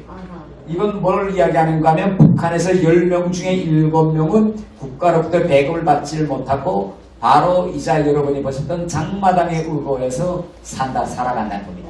말하자면 내 생계는 김씨 일가에 의존하는 게 아니라 내가 내 머리로 생각해서 뭘 팔고 뭘 할 것이냐라고 생각하기 시작했다는 걸 의미합니다. 다음 하나는요. 제가 북한의 재정 구조에 대해서 좀 이야기할 거예요. 지금 북한의 모든 가정의 자산은 북한 돈으로가 아니라 미국 달러로 저축되고 있습니다. 미국 달러로. 이게 신기하죠. 남과 북에 지금 휴전선으로 갈라져 있는데 화폐, 기축 화폐는 미국 달러입니다. 북한 돈, 이게 돈은 필요 없는 돈으로 돼가고 있습니다. 그래서 북한에서는요, 이 김일성의 제일 북한 화폐 가치 제일 높은 게 김일성의 사진이 들어가 있는 건데 북한 사람들은 뇌물을 간부한테 내가 뇌물을 좀 거이겠다 하고 뇌물을 주겠다고 가서 간부한테 찾아서 북한 돈으로 가져가면 안 받습니다. 야, 그러지 말고 전 벤자민 프랭클린을 가져온다든지 정 없으면 $1 저지 워싱턴이라도 저 가져와야지 뭐 김일성을 가져오느냐. 네. 돈 맛을 완전히 안 적대하는 미국 돈 맛을 하는 게 문제가 있죠. 그러면 왜 북한 사람들이 자산을 북한 돈으로 저축하지 않고 미국 돈으로 저축할까요? 북한의 장마당에 가면 어떻게 되는가 하면 우리나라 재래식 시장하고 다른 풍경이 어떤 풍경인가 하면 장을 열기 전에 아주마, 돈 장사하는 아주마들이 쫙 앞에 서고 있습니다. 그러면 그날 장사꾼들이 저 장에 들어갈 때 자기가 생각해요. 아, 나는 오늘 한 100만원치를 팔고 살 수 있다. 근데 북한은 달러 잔돈이 없거든요. 반드시 북한 돈을 가지고 들어가야 장을. 그러면 들어가기 전에 자기 몸에서 그날 장사할 만큼 돈을 꺼냅니다. 예를 들면 100불을 주고 돈 장사꾼한테서 100불에 해당한 북한 돈을 받아가지고 들어가서 장세를 펴고 돈은 장사는 북한 돈으로 하고 장이 땡 하고 끝나고 자 뉴스되니까 나가세요 하면 나갈 때 하루 돈 번 돈은 가지고 나오다가 장마당 밖에 서 있는 또 돈 장사꾼 여자하고 또 돈을 교환해. 그리고 달러를 저축합니다. 그래서 매일 북한에서는 매일 장마당 앞에서 달러 환율이 계속 돼요. 그러면 여러분 보건대로는 물건을 파는 장사꾼이 돈을 많이 벌까요? 아니면 돈 파는 장사꾼이 돈 많이 벌까요? 아, 맞아요. 그래서 북한에서는 돈 파는 사람 보고 뭐라고 하냐면 돈주라고 합니다. 돈주. 북한 사람의 최대 꿈은 물건을 파는 게 아니라 나도 어떻게 하면 돈이 많아서 돈주를 한번 해보는 게 꿈이에요. 이거 돈주 하려면 돈이 많아야 되거든요. 많아야 환율이 갑자기 탁 떨어져도 선의를 메울 수 있고, 그래서 항상 이짝 몸에는 달러가 두툼이 있어야 되고 이짝 돈에는 북한 돈이 두툼이 있어서 그 환율에 맞춰서 파고 살고 우리 주식하는 거하고 똑같아요. 이렇게 지금 북한의 경제가 지금 달라지고 있다. 지금 이게 더 문제. 북한의 정치 체제에 대해서 설문조사를 본래 봤는데 지금 이젠 김정은에 대해서 제발 끝나라. 김정은까지 가지 말아달라라고 하는 지금 여론조사에 얼마냐? 54.9. 그러니까 북한 사람의 10명 중에 5명 이상은 이젠 세습으로 가지 말자. 라는 여론조사가 나옵니다. 자, 지금 북한에서 지금 제일 선생들이 걸칫거리가 뭔가면 이 김주의 이거 머리 스타일. 북한은요, 복으로 중학교 때 여자 여학생들의 머리카락을 어디까지 기를 수 있는가에 법제화 됐습니다. 요 깃박죽으로부터 15cm 이상 길면 안 돼요. 그래서 딱 서 있다가 머리가 조금 긴 것 같다면 선생님이 잘 딱 가져가서 뒤로부터 딱 재보고 야, 너 머리 길 때 잘라. 무조건 자릅니다. 그러니까 머리 자르러 갈 때마다 애들이 뭐라고 하는가 하면 아니 김주혜는 저렇게 머리를 다 길렀는데 나는 왜 우리 왜 잘라야 돼요? 계속 선생한테 그러니까 선생이 일대 선생들이 뭐라고 답변해야 될까요? 그런데 이 저희 때까지 시대 김일성으로부터 김정일로부터 김정은으로 넘어갈 때 그때까지만 해도 북한 사람들은요, 김정은은 머리 완전 수탉머리처럼 머리 깎았잖아요. 북한 남자들 다 수탉머리처럼 머리 깎아요. 그때 머리 깎으라고 하면 북한 남자들이나 학생들이 아니 왜 딱 김정은처럼 그렇게 멀리 깎아야 되느냐 이렇게 터달한 사람이 거의 없었어요. 그런데 지금 북한 애들은 아니 김주혜는 머리를 기르는데 난 왜 잘라야 되느냐 이렇게 과감히 선생한테 이런 제기한다. 이게 지금의 달라지고 있는 북한입니다. 자, 다음 하나는 김정은이가 올라가서 해커 부대를 많이 만들기 위해서 북한이 컴퓨터 교육을 우무 교육으로 선정했습니다. 네, 그래서 중학교에서 모든 중학교에서 컴퓨터를 가르치기 시작합니다. 그래서 결국은 북한에 지금 컴퓨터가 완전히 활발히 들어갔는데 지금 북한에서 어느 정도 가면 컴퓨터 보급률이 19.6%예요. 그 다음에 휴대전화는 지금 얼마냐? 36.4%입니다. 총 대수는 지금 한 700만 대를 휴대전화 가지고 있다고 합니다. 그러면 휴대폰과 컴퓨터가 있는 북한과 그것이 전혀 없었던 북한 사이에 어떤 차이가 있느냐 이걸 제가 말하겠습니다. 네. 1949년도에 영국의 유명한 작가 조지 오웰이라는 사람이 어떤 책을 쓰냐면 1984라는 책을 써요. 아마 여러분들 속에서도 1984라는 영화 보신 분 계실 겁니다. 그때 조지 오웰이 어떻게 했냐면 왜 공산주의 시스템이 저게 가능하냐? 공산주의 시스템은 빅 브라더 시스템이라는 주민들에 대한 철저한 감시와 주민들의 생각, 이 생각의 영역, 사상의 영역을 공산국가는 철저히 통제하기 때문에 공산국가가 존재 가능하다. 이렇게 그 사람이 조지 오웰이 이야기합니다. 대단히 방한 인권도. 근데 저도 그걸 보았는데 조지 오웰이 그때 당시 1984년쯤 되면 공산국가가 이렇게 될 것이다라고 가상하고 49년도였었는데 이 사람이 완전히 천재입니다. 진짜 1984년도에 됐을 때 공산 시스템을 보니까 1949년에 조지 오웰이 예측한 거와 똑같이 변했어요. 그런데 조지 오웰은 뭘 예측 못했느냐? 1990년대에 들어서면서 전 세계적으로 IT 혁명이 일어나고 컴퓨터와 휴대전화가 들어오면서 공산 시스템이 통제 불능의 사회로 넘어간다는 건 조지 오웰이 예측하지 못했어요. 지금 똑같은 현상이 북한에서 일어납니다. 컴퓨터로 들어가니까 컴퓨터에 집에 컴퓨터가 생기면 제일 먼저 애들이 무슨 일을 할까요? 여러분 생각에 게임 옳습니다. 게임합니다. 첫 번째. 그 다음에 두 번째 문화. 예? 문화. 컴퓨터 뭐 이런 정보 기기가 생기면 제일 처음에 게임하고 두 번째 야동 봅니다. 북한 애가들이 컴퓨터 생기면 제일 먼저 뭘 할까요? 게임해요. 두 번째는 북한 애들은 뭘 보느냐? 한국 영화를 봅니다. 제일 재미나니까. 그래 몽땅 장마당을 통해서 한국 영화를 보기 시작하는데 한국 영화를 본 세대가 지금 어느 세대까지나 컴퓨터를 통해서 몰래 본 세대가 지금 북한에서 10대, 20대, 30대는요 한국 영화를 보면서 자라난 세대들입니다. 그러니까 한국 영화를 보면서 자라난 세대와 한국 영화를 보지 못하고 자라난 세대와 어떤 차이점이 있느냐라는 걸 제가 말씀드릴게요. 한국 영화를 본 세대가 지금 북한에서 지금 북한 주민의 35세 미만의 북한 주민 수가 지금 몇 퍼센트냐? 50%예요. 북한 사람들은 우리처럼 오래 살지 못합니다.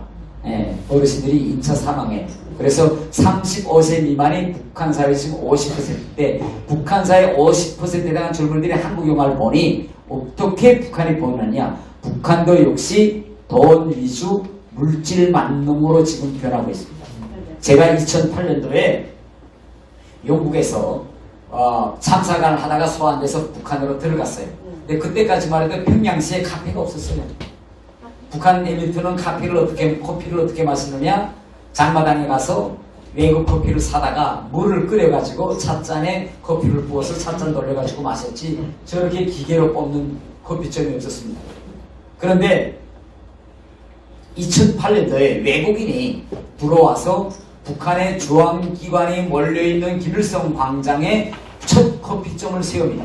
그런데 가격을 어떻게 정하는가 보세요. 이 사람이 이 작은 찻잔은 3불로 정하고 큰 찻잔은 5불로 커피잔을 정합니다.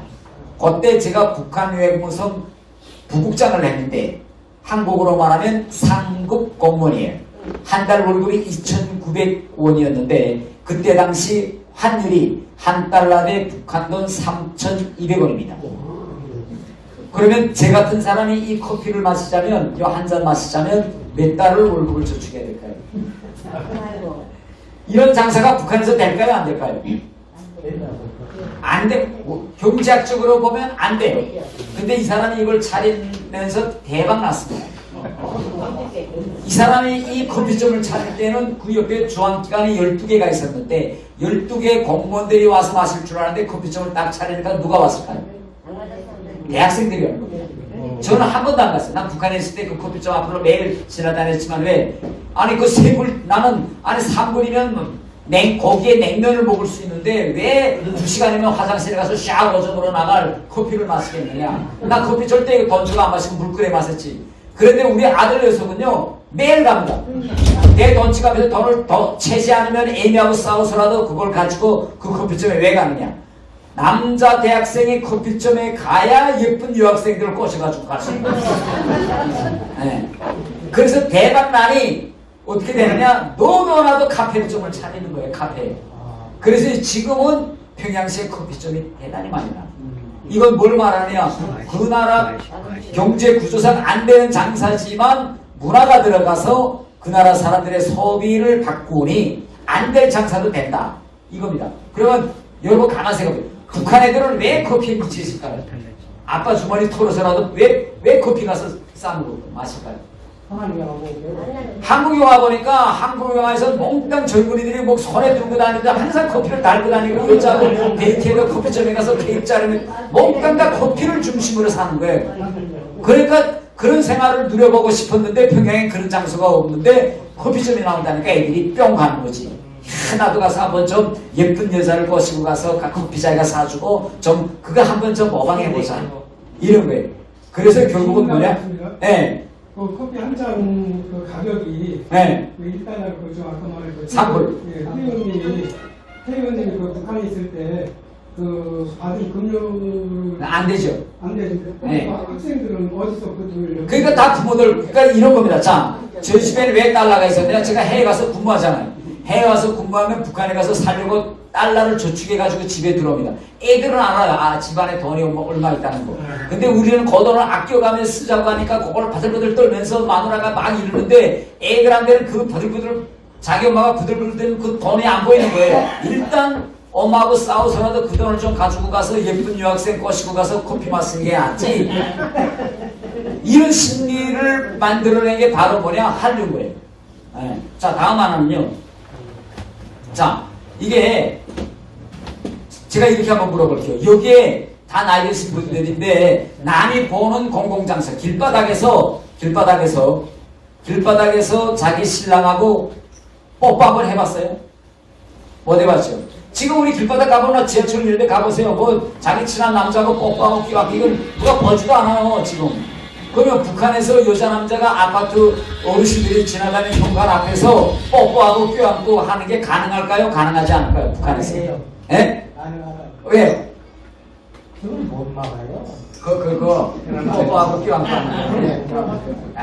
일단 사람이 그걸 보면요 못 막아요. 예. 그래 지금 북한이 이걸 막아보자. 예, 지금 북한이 이걸 막아보자. 지금 젊은 애들이 한국 영화 이거 보고 여자애들이 지금 치마가 계속 올라가거든요. 그래 대학 앞에 가면 지금 치마 올라간다고 딱 교사들이 서 있는데 이 북한 여학생들의 치마가 하루에도 10번 이상 올라갔다 내려갔다. 대학 앞에 학교 앞에 지날 때는 치마를 이래서 내리 입었다가 딱 통과해서 선생님 교사 앞을 지나면 다시 치마가 올라가는 거예요. 예. 자 그러면 이 북한이 지금 북한 TV인데 한번 북한이 지금 당국이 애들과 어떻게 싸우고 있는가 한번 좀 우리 한번 좀 봅시다. 아이고 이거 누구 컴퓨터 이거 잠깐 제가 좀 틀어줄게요.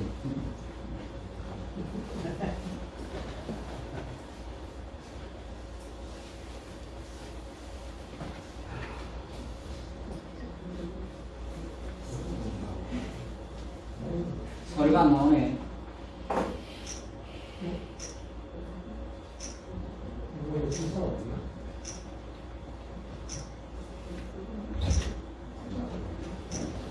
저안 돼. 이거 컴퓨터 이세.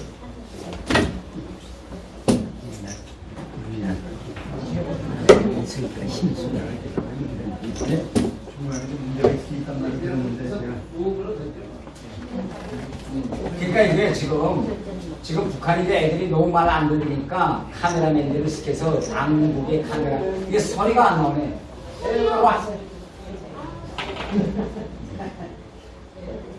이런 장면에서 소리가 안 나.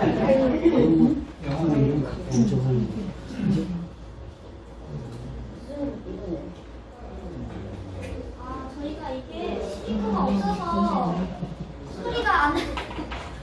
오케이 알겠습니다. 하는 거야? 네, 저희가 이게 스피커가 따로 없어가지고. 네, 여기 제가. 자, 마이크 한번 내보게 해보자. 좀 빼볼게요. 자, 이 컴퓨터 나오면 되는데.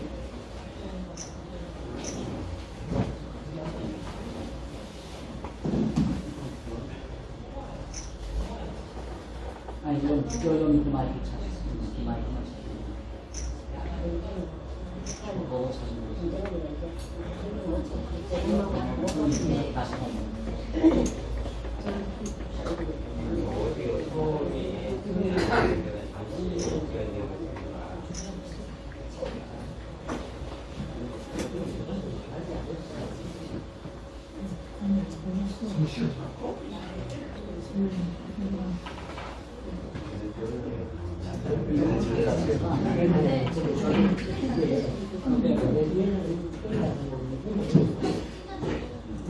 아, 나와서 녹일게요. 그러니까 얘기하면 이거예요. 지금 북한 TV에서 북한 남북과 이제 젊은 애들이 어떻게 싸우고 있느냐. 그러니까 지금 온 길바닥에 여자 남자 손 잡고 지나가면 손 잡고 지나가지 말아라. 치마 짧게 입으시는 네이버나 뭐 그다음에 여자 남자들이 뭐 껴안고 이렇게 이제 아파트 저 출입구 앞에서도 막 껴안고 막 이렇게 돌아가고 그러면 왜 그렇게 하느냐 이런 이제 단속 통제가 지금 대단히 많이 늘었습니다.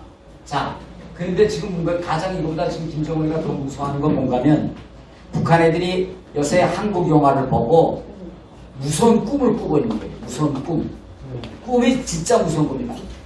지금 얼마 전에 제가 한국에 탈북에 와서 대학 다니고 있는 대학생 애들이 학자금은 국가가 면제해 주는데 아니 용돈이 있어야 되잖아요. 그래서 애들이 알바 다니거든요. 알바 다니는데 한국 애들은 여기서 학원도 다니고 뭐 다니고 했으니까 교수가 과제 주면 2 내지 2, 3시간이면 다 빠지는데 북한 애들은 8시간도 그걸 못해요. 근데 알바까지 하고 나면 학점이 낮고 그래서 좀 알바하지 말고 공부해라. 그래서 좀 돈 있는 사람들이 이제 장학금을 모아가지고 대학에 가서 탈북 대학생들 모아놓고 장학금을 주는 그런 행사를 해요. 그래서 제가 거기에 참가했었는데 거기에 이제 참가한 애들 이제 한 명씩 일어나서 돈 받았다고 감사합니다고 시인하고 그 다음에 왜 북한에 왔느냐 북한에서 왜 왔느냐 그러면 난 이렇게 왔는데 공부 잘하겠습니다 이렇게 교리를 다지는 그런 모임 행사에 갔는데 한 애가 넌 왜 왔느냐 이렇게 물어보니까 재벌집에 장가가려고 왔다는 거예요. 혹시 이 사랑의 불시착이라는 영화 보신 분 계신가요? 드라마 사랑의 불시착 드라마 보셨죠? 이 사랑의 불시착이 어떤 드라마인가면 한국의 재벌집 딸이 패러글라이딩 하다가 갑자기 바람 만나가지고 날려서 떨어지고 보니까 휴전선이 이북지된 거예요. 북한에 떨어지고 보니까 그래서 막 무서워서 부들부들 떨다가 겨우 숨은 게 누구냐? 그 부대 중대장의 집에 들어간 거예요. 근데 그 중대장 저건 누구냐? 북한군의 청정축장의 아들인데 한국의 재벌집 아들이 패러글라이딩 하다가 자기 주둔지에 떨어졌으니까 그 중대장이 숨겨줘요. 그 여자를. 그래가지고 거기서 둘이 사랑에 싹이 붙어가지고 그 남자가 또 서울의 휴전선을 넘어왔다가 마지막에 영화 끝나는 장면은 둘이 스위스에 가서 알프스 산맥에 가서 친해가지고 패러글라이딩 하는 그런 영화가 끝납니다. 그런데 얘가 이 영화를 보고 한국에 가서 나도 생기기 잘생겼더라고 현빈이처럼 한국에 가면 나도 재벌집 딸을 만날 수 있겠다. 그래서 목숨을 걸고 한국에 온 거예요. 근데 내가 물어봤어도 재벌집 딸 만났냐 하니까 재벌집 딸은 그냥 구멍가게 사장딸 가지고 공부하기 힘들어서 대학도 졸업할까 말까 하는데 근데 이게 뭔가 하면 이게 인간이 가지고 있는 본능 꿈입니다. 그러니까 한국 영화 드라마를 보고 나도 가면 뭐 어떻게 할 수 있지 않을까 이렇게 지금 북한 애들이 한국에 대한 동경심 꿈이 생기고 있는 겁니다. 그리고요 우리 제가 있을 때 그 배영준이 나온 영화 가을령 겨울연가죠. 그때 겨울연가가 북한에 들어가가지고 완전히 북한 여자들 아야 발칵 뒤집혔습니다. 그때 북한에서 나온 말이 뭔가 하면 북한 유저들이 자기 남편을 보고 붙인 말이 뭐냐면 북한에서 낮전등이라는 말이 나와요. 낮전등. 자기 남편은 낮전등이다. 낮전등이란 말 이해되세요? 그렇지. 이슬람만 집에 대낮에 불은 전등은 이슬람만 거다. 그래서 북한에서 그때 배영준 영화 보고 북한 여자들이 자기 남편은 낮전등이라고 얘기해요. 배영준이가 일본에서만 인기 있은 게 아니라 북한에서도 엄청 인기를 있었는 저희 외교부에서 지금 북한 외교부장이 최선이거든요. 저하고 동창인데 이 친구도 남편하고 배영준이 영화 보고 이혼했어요. 북한의 과장급 이상 잘 나간다는 여자들은 거의 다 배영준이 영화 보고 다 이혼했습니다. 한 번 왔다 가는 인생인데 저 배영준이 같은 남자하고 살아야지 맨날 집에 들어와서 발냄새만 피우고 담배만 피우고 술만 마시고 들어오는 저런 낮전등하고 내가 왜 살겠냐. 네. 한국 영화가 주는 이 파급은 엄청 큰 겁니다. 그래서 이게 북한 노동신문 사설이에요. 보이지 않는 대결 소리 없는 전쟁. 이게 김정은이 말을 여기다 썼는데 이 한류가 북한 체제에 주는 미래 위협을 제일 먼저 알아낸 사람이 누구냐? 김정은입니다. 얘가 40대거든요. 얘가 40대에서 스위스에서 공부했기 때문에 스위스에서 공부하면서 한국 영화, 뭐 미국 드라마 좋고 좋다는 건 다 봤어요. 네. 그러니까 얘가 이 용마에 한번 사람이 빠지면 어떻게 된다는 걸 김정은이가 다 알아요. 근데 자기는 김씨 일가니까 아무리 빠졌다 해도 이게 북한 이 가업을 이어나가야 되니까 그 한국 영화에서 헤어나올 수 있지만은 일반 북한 애들은 이거 헤어 못 난다는 걸 다 압니다. 그래서 김정은이가 이 지금 노동신문 사설인데 북한에서 김정은이가 뭐라고 합니까? 북한이 벌이고 있는 전쟁은 미국과의 전쟁도 아니요, 한국과의 전쟁도 아니다. 북한의 기본 주적은 한류다. 그리고 이 한류의 대상은 누구냐? 북한 젊은이들이다. 그래서 지금 북한 내부에서 싸움은 누가 그 싸움이냐? 한류와 북한 젊은이들과의 싸움입니다. 그런데 우리가 인류 역사를 뒤돌아보면 역대적으로 문화와의 싸움에서 이긴 정권이었고 젊은이들과의 싸움에서 이긴 정권이 없습니다. 왜? 한참 그렇게 싸우다가도 그 젊은 애들이 점점 크면 걔들이 사회의 주류 사회가 되고 어느 한순간에 그 나라의 지도자가 되기 때문에 이 젊은 세대와의 싸움에서 이기겠다고 하는 것 자체가 이게 자가당착인 겁니다. 예, 그래서 지금 보세요. 이게 지금 북한의 지도층인데 김정은은 지금 42살입니다. 그런데 김정은 주위에서 총을 들고 바치고 있는 건 지금 다 50년대, 60년대생들의 주위에요. 김정은과 나이 차이가 30년, 20년 차이입니다. 그런데 이 시스템을 가지고 김정은이가 계속 간다면 김정은이가 앞으로 10년 후면 50대, 20년이면 60대인데 앞으로 김정은이가 이 자기보다 20년, 30년 많은 이 장성들하고 북한을 계속 통치할 수 있을까요? 없을까요? 왜요? 사람은 생리적 현상이 있기 때문에 김정은은 50대 되고 60대 되고 뭐 일부 사람들은 나이가 너무 비대해서 50살까지 못 살고 죽을 거라고 하는데 뭐 난 50살까지 살 거라고 해요. 김정은은 50살까지 살 수 있어. 그런데 옆에 있는 사람들은 김정은이가 50살 되면 이 사람들은 결국은 70살, 80살 되기 때문에 다 집에 들어갈 겁니다, 이제. 그래서 결국은 우리 통일 문제는 뭘로 해결하냐? 세대론이 해결합니다. 네.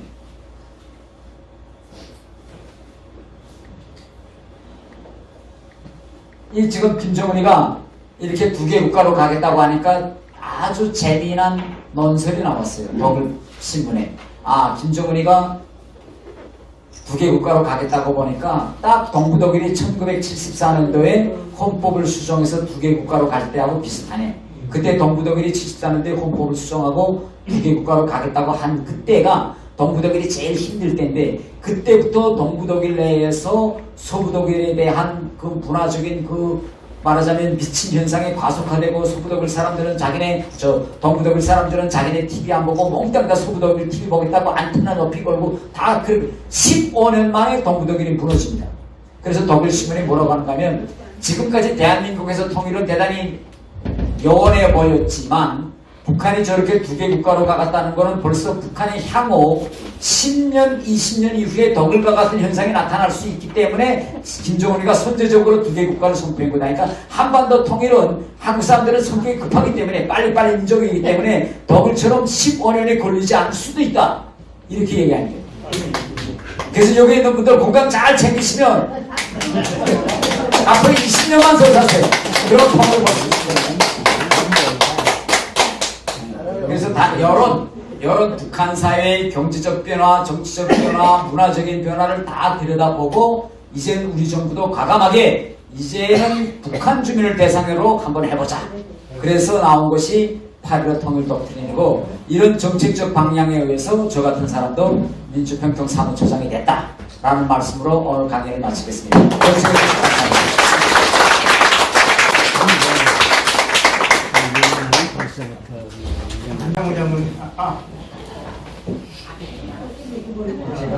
질문 오늘은 좋은 말씀 잘 들었습니다.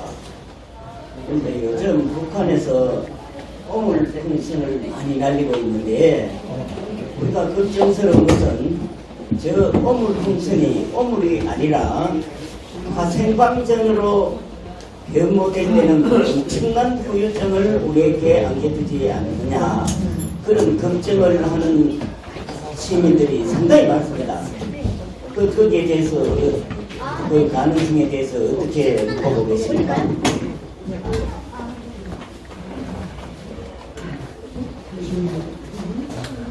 네, 질문 다 바꿔 제가 말씀드리겠습니다. 네. 다른 분, 다른 분 마이크 좀 주세요. 우리 박창호 장님.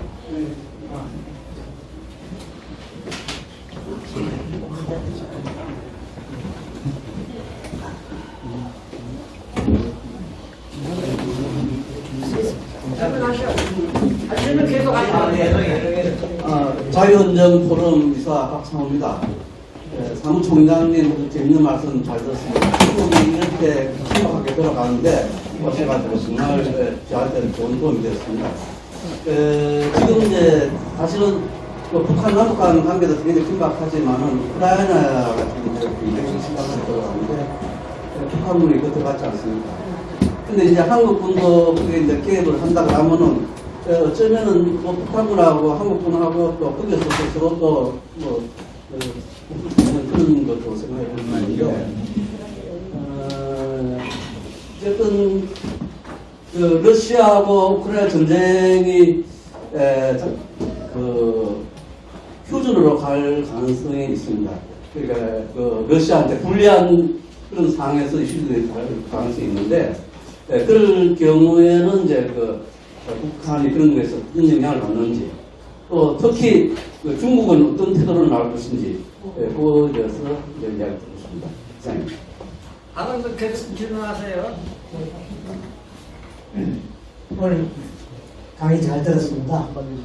제가 통일부에서 20년간 회담 과정 오래 한 사람으로서 정말 이번 통일독트린에 가장 적합한 인물을 임명했다는 말씀드리고 싶습니다. 그리고 그 윤 대통령이 앞을 독트린을 실현하는데 참 좋은 분을 선택했다고 오늘 전 신뢰했습니다. 그래서 저는 뭐 질문을 하기보다도 참 강의 재미있게 내용을 북한을 잘 파악하고 있다고 생각이 됩니다. 그래서 오늘 얻은 것이 많아서 감사의 인사드렸습니다.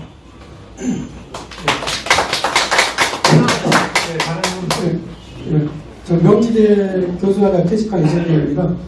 또 오늘 그 태영 의원님 그 강연이 상당히 유익하고 또 한편으로는 상당히 듣기가 좀 재미났었습니다. 북한 젊은이들의 의식구조의 변화도 많이 이제 알게 되었고. 근데 지금 요즘에 그 김정은이가 김주애를 상당히 많이 띄우면서 호칭도 많이 바뀌고 뭐 신분 상승시키고 하는 것 같은 느낌이 드는데 과연 지금 그 북한 젊은 세대가 많이 의식이 많이 이제 달라졌는데 그 김주애로 그 권력 승계를 할 수 있는 가능성이 저 얼마나 될지 그게 좀 궁금하거든요. 그래서 그거에 대해서 좀 잘 말씀해 주시면 고맙습니다. 네, 여기 하나. 저 뒤에 한 번만 더 받겠습니다. 뒤에. 저 뒤에. 네, 여기까지.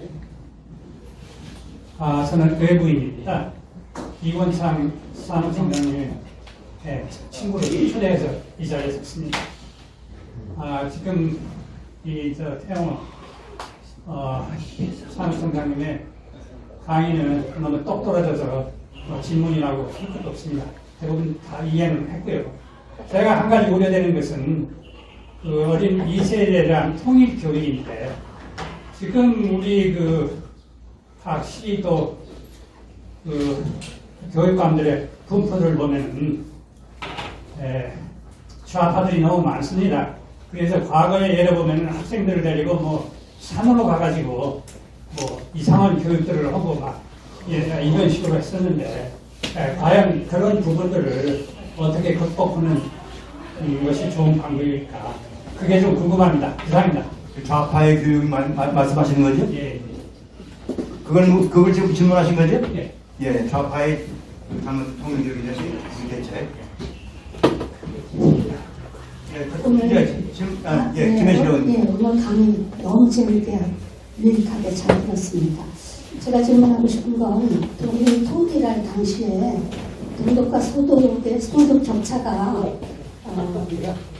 3분의 1, 그러니까 3배, 서독이 3배였는데 현재 한국은 북한보다 10배 이상 소득이 많거든요.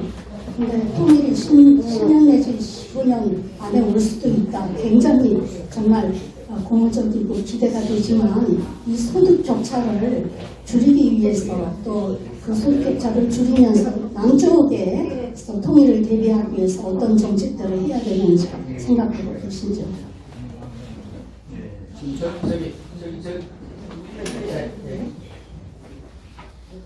예, 저 정우입니다.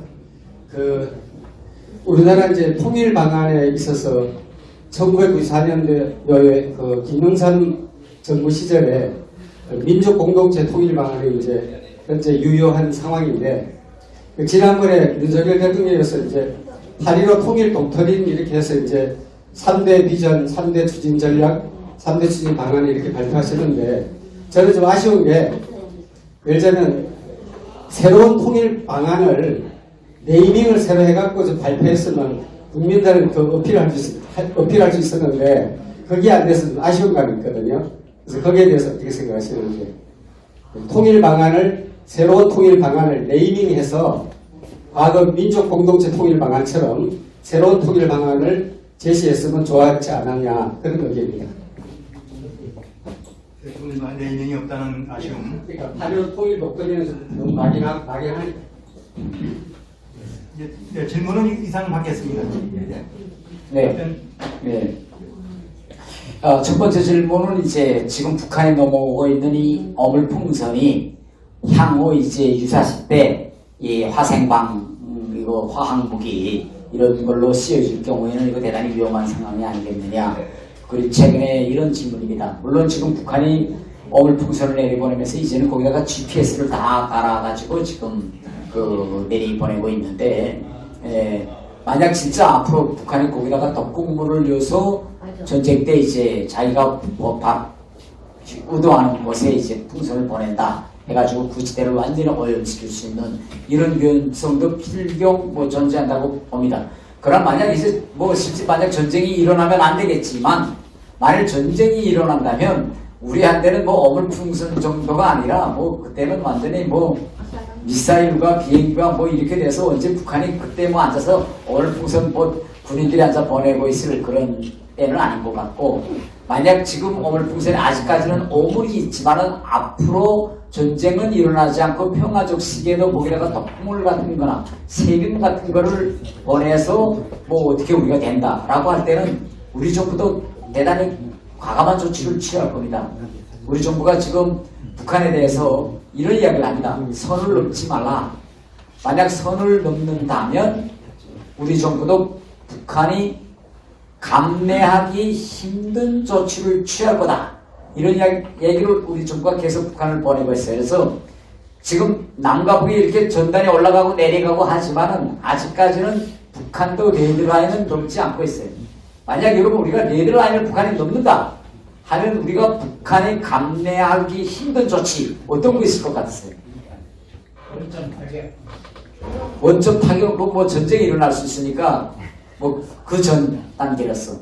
전쟁까지는 아니면서도 어물풍선 비슷하게 우리가 하는 거예요. 예? 드론.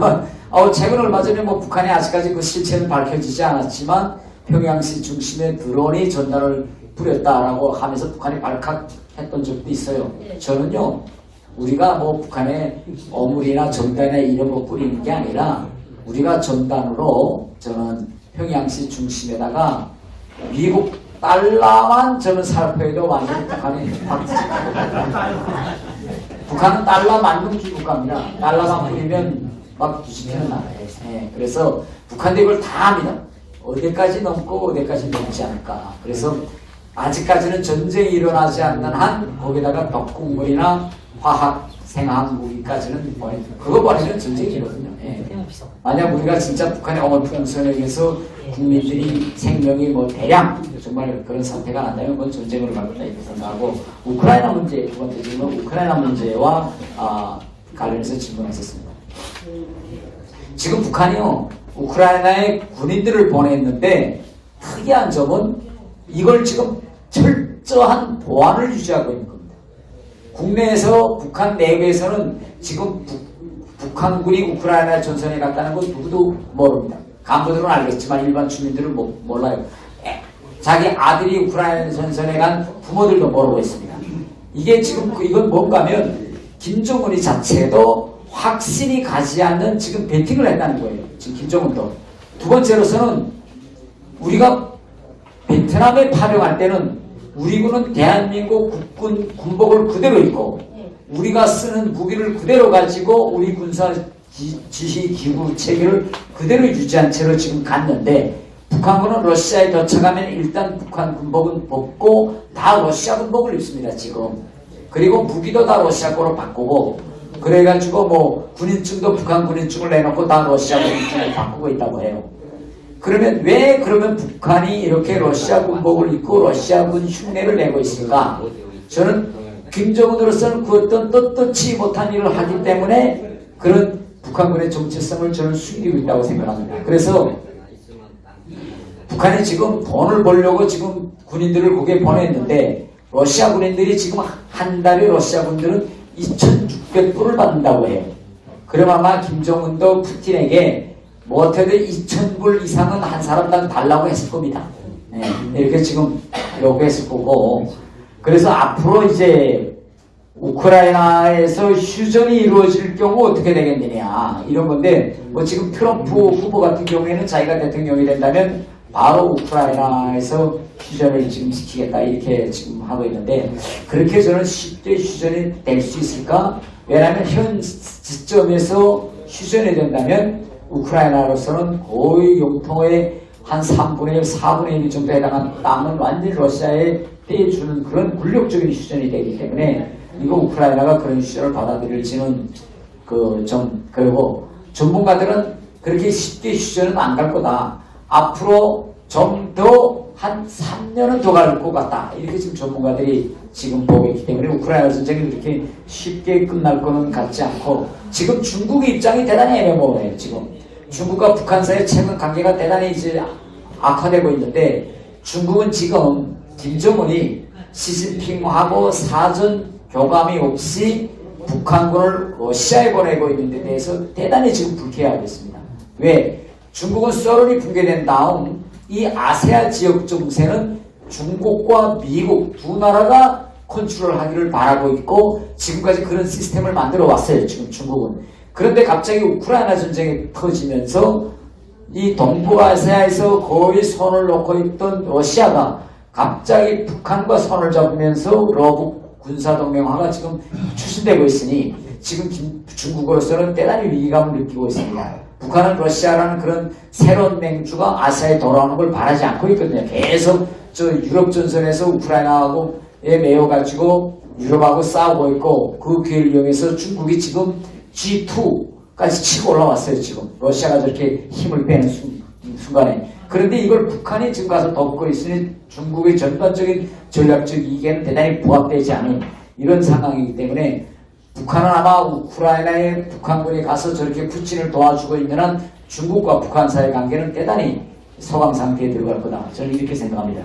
그 다음 통일 독트린과 이제 북한의 엘리트 문제 세 번째 이걸 이야기했는데, 지금 우리나라의 대한민국 정책의 통일 정책에서 빠져있는 부분이 어떤 부분인가 하면 북한 엘리트의 마음을 우리가 어떻게 얻을 거냐, 여기에 대한 정책적 방향이 지금까지 없었습니다. 북한에요, 김정은, 김씨 가문하고 그를 둘러싸고 있는 지지 엘리트층이 이렇게 하나로 딱 뭉쳐있으면 이게 통일이 대단히 힘듭니다. 왜? 국가를 운영하고 지도하는 건 엘리트층이기 때문에. 그런데 지금 북한의 엘리트층은 김씨 정권과 계속 같이 가다가는 북한의 미래가 없다는 건 다 압니다. 북한 사람들. 엘리트층은 교육을 받고 해외에서 근무하고 하면 세상이 어떻게 다른 거 다 알거든요. 그런데 왜 지금 엘리트층이 김정은 옆에 서 있느냐? 그들에게 출구 전략이 안 보이는 거예요. 아파트는 지금 코버려질 것 같이 흔들흔들 거리는데 바깥에 뛰어나가자면 바깥 비상 탈출구가 있어야 되는데 비상 탈출구가 보이지 않는 겁니다. 이 비상 탈출구를 누가 제시해야 되느냐? 바로 우리 대한민국이 제시해야 되는 겁니다. 그래서 제가 2016년도에 탈북에 왔을 때 국정원, 그때 박근혜 정부 때인데 청와대 다 모여서 비공개 정책 간담회를 했는데 그때 저한테 이렇게 물어봤습니다. 박근혜 정부에서 북한을 향해서 어떤 좀 비상한 그런 새로운 정책적 안이 없겠느냐. 그래서 제가 이렇게 이야기했습니다. 매우 간단합니다. 북한 정권을 쉽게 무너뜨리는 방법은 북한 정권을 바치고 있는 엘리트층이 그 체제에서 이탈하게 만들면 되는 겁니다. 그럼 이탈하게 만들자면 어떻게 해야 되느냐? 북한 엘리트층이 한국에 와서 어떤 삶을 누릴 것이냐, 이걸 우리가 딱 보장해 보여주면, 그러면 북한 엘리트층도 앞으로 통일이 된다면 새로운 자유민주주의 시스템에서 그들이 어떤 삶을 살 수 있을 것이냐, 그런 로드맵과 그림, 청사진을 우리가 보여줘야 돼요. 그래서 그때 제가 뭐라고 했는가 하면 북한에서 제가 그때 연구 주제 북한 공사에 있다가 왔거든요. 그 공사에 있다가 왔으면 우리가 그에 해당한 대우를 해준다는 걸 입법을 통해서 밝히면 된다. 예를 옛날 이은평 그분이 왔을 때 비행기를 가지고 왔잖아요. 그럼 비행기를 가지고 오면 어느 정도의 보너금을 주며 북한에서 예하면 중령이었으면 여기 와서도 중령급 대우를 해준다. 북한에서 공무원, 상급 공무원 하다 왔으면 우리도 그에 해당한 대우나 이런 걸 취직을 보장해준다. 이걸 딱 짜서 보이면 수많은 엘리트들이 올 거다. 저는 한국에 올 때 어떤 생각을 가지고 왔냐면 한국에 가서 나는 세탁소를 차리고 우리 집사람은 빵집을 차리면 될 거라고 생각했어요. 예.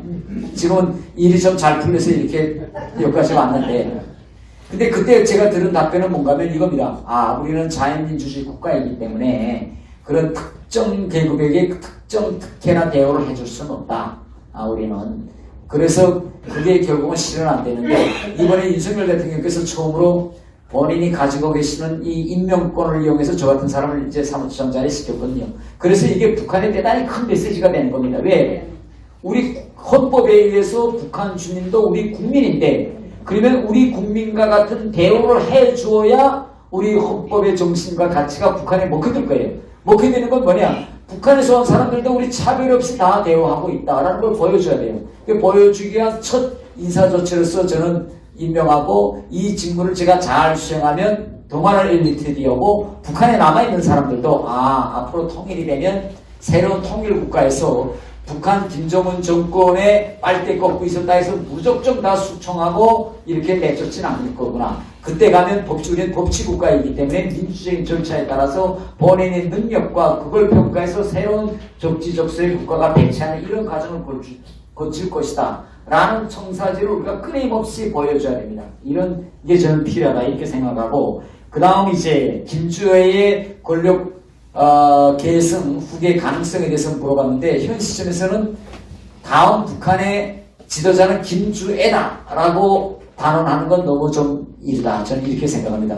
북한에서 공식 후계자가 되려면 성인이 돼야 돼요. 만 17세 이상.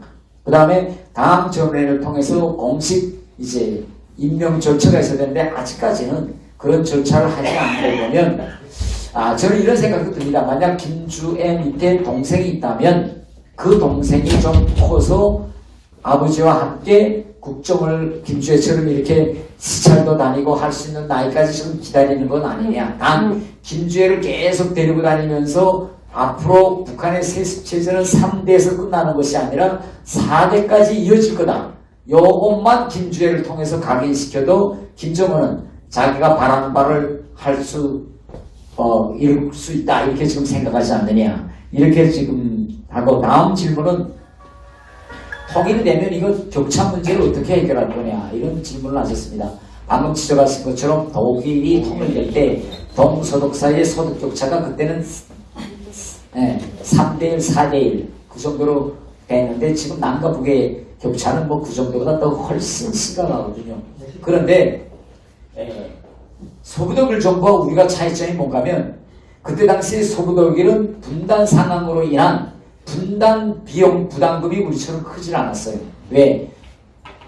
우선 동부독일에 소련 군대가 20만 명이 들어와 있었고 동서부독일에는 미군이 들어와 있었거든요. 그래서 독일과 동서독 사이의 군사적인 갈등이나 이런 거는 누가 관리했느냐? 소련과 미국이 다 관리했습니다. 그렇게 위기 관리 비용이 크질 않았어요. 그런데 우리 같은 경우에는 지금 어떤 정도가 해보세요. 매해 주한미군 분담금을 내줘야 되죠. 지금은 이제 앞으로 향후 1조 6천억까지 올랐는데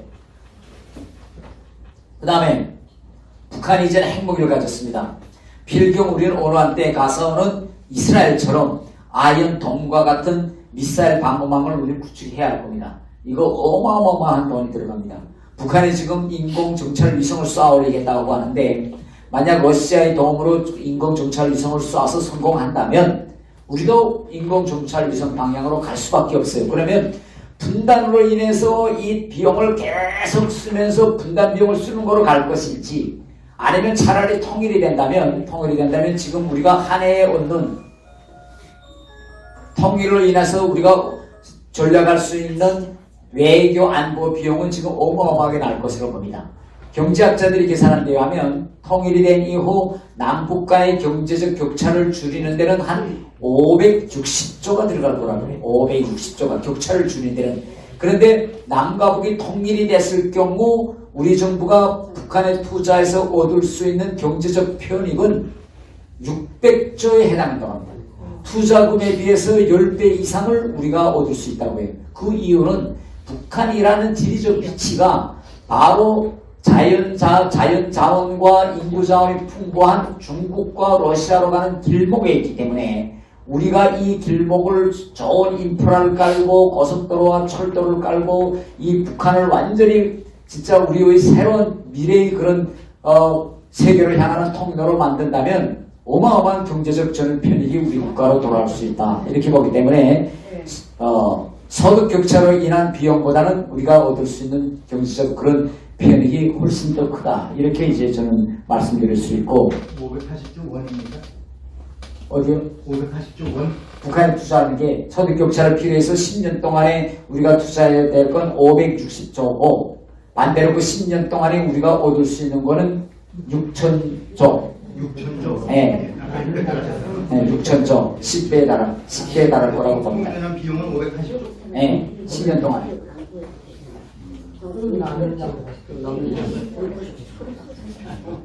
네. 마지막에 김영삼 대통령의 민주공동체 통일방안과 이번 통일방안에 대한 네이밍과 관련한 문제를 말씀드렸었습니다. 지난 시기 대통령 때 통일방안은 이제 네이밍이 문재인 대통령 때는 평화 프로세스, 박근혜 대통령 때는 신뢰 프로세스, 이명박 대통령 때는 비핵 개방 3천 이렇게 네이밍이 딱 붙어 있었는데 이번에 윤석열 대통령의 대북 정책의 특징은 독트린이라는 말을 붙인 겁니다. 앞에는 숫자 8월 15일이라는 8.15, 그 다음에 통일 독트린이라는 말을 붙였는데 왜 독트린이라는 말을 붙였느냐? 독트린이라는 말을 붙이면요, 이게 우선 첫째로 그걸 수행할 만한 힘을 그 대통령이나 국가가 가지고 있느냐 이겁니다. 이하면 독트린이라는 표현은 미국 사람들이 많이 써요. 그런데 이 독트린이라는 말을 쓰면 그 표현을 썼을 때 그걸 쓸 때 뭘 계산해야 되는가 하면 그 정책을 발표함으로써 그 정책이 정권이 바뀌고 어떻게 되면서 완전히 또 없어질 정책이냐, 아니면 그 정책이 향후 10년, 20년 동안 한반도 정체 발전에 어마어마한 파급적 영향을 줄 정책이냐를 봐야 됩니다.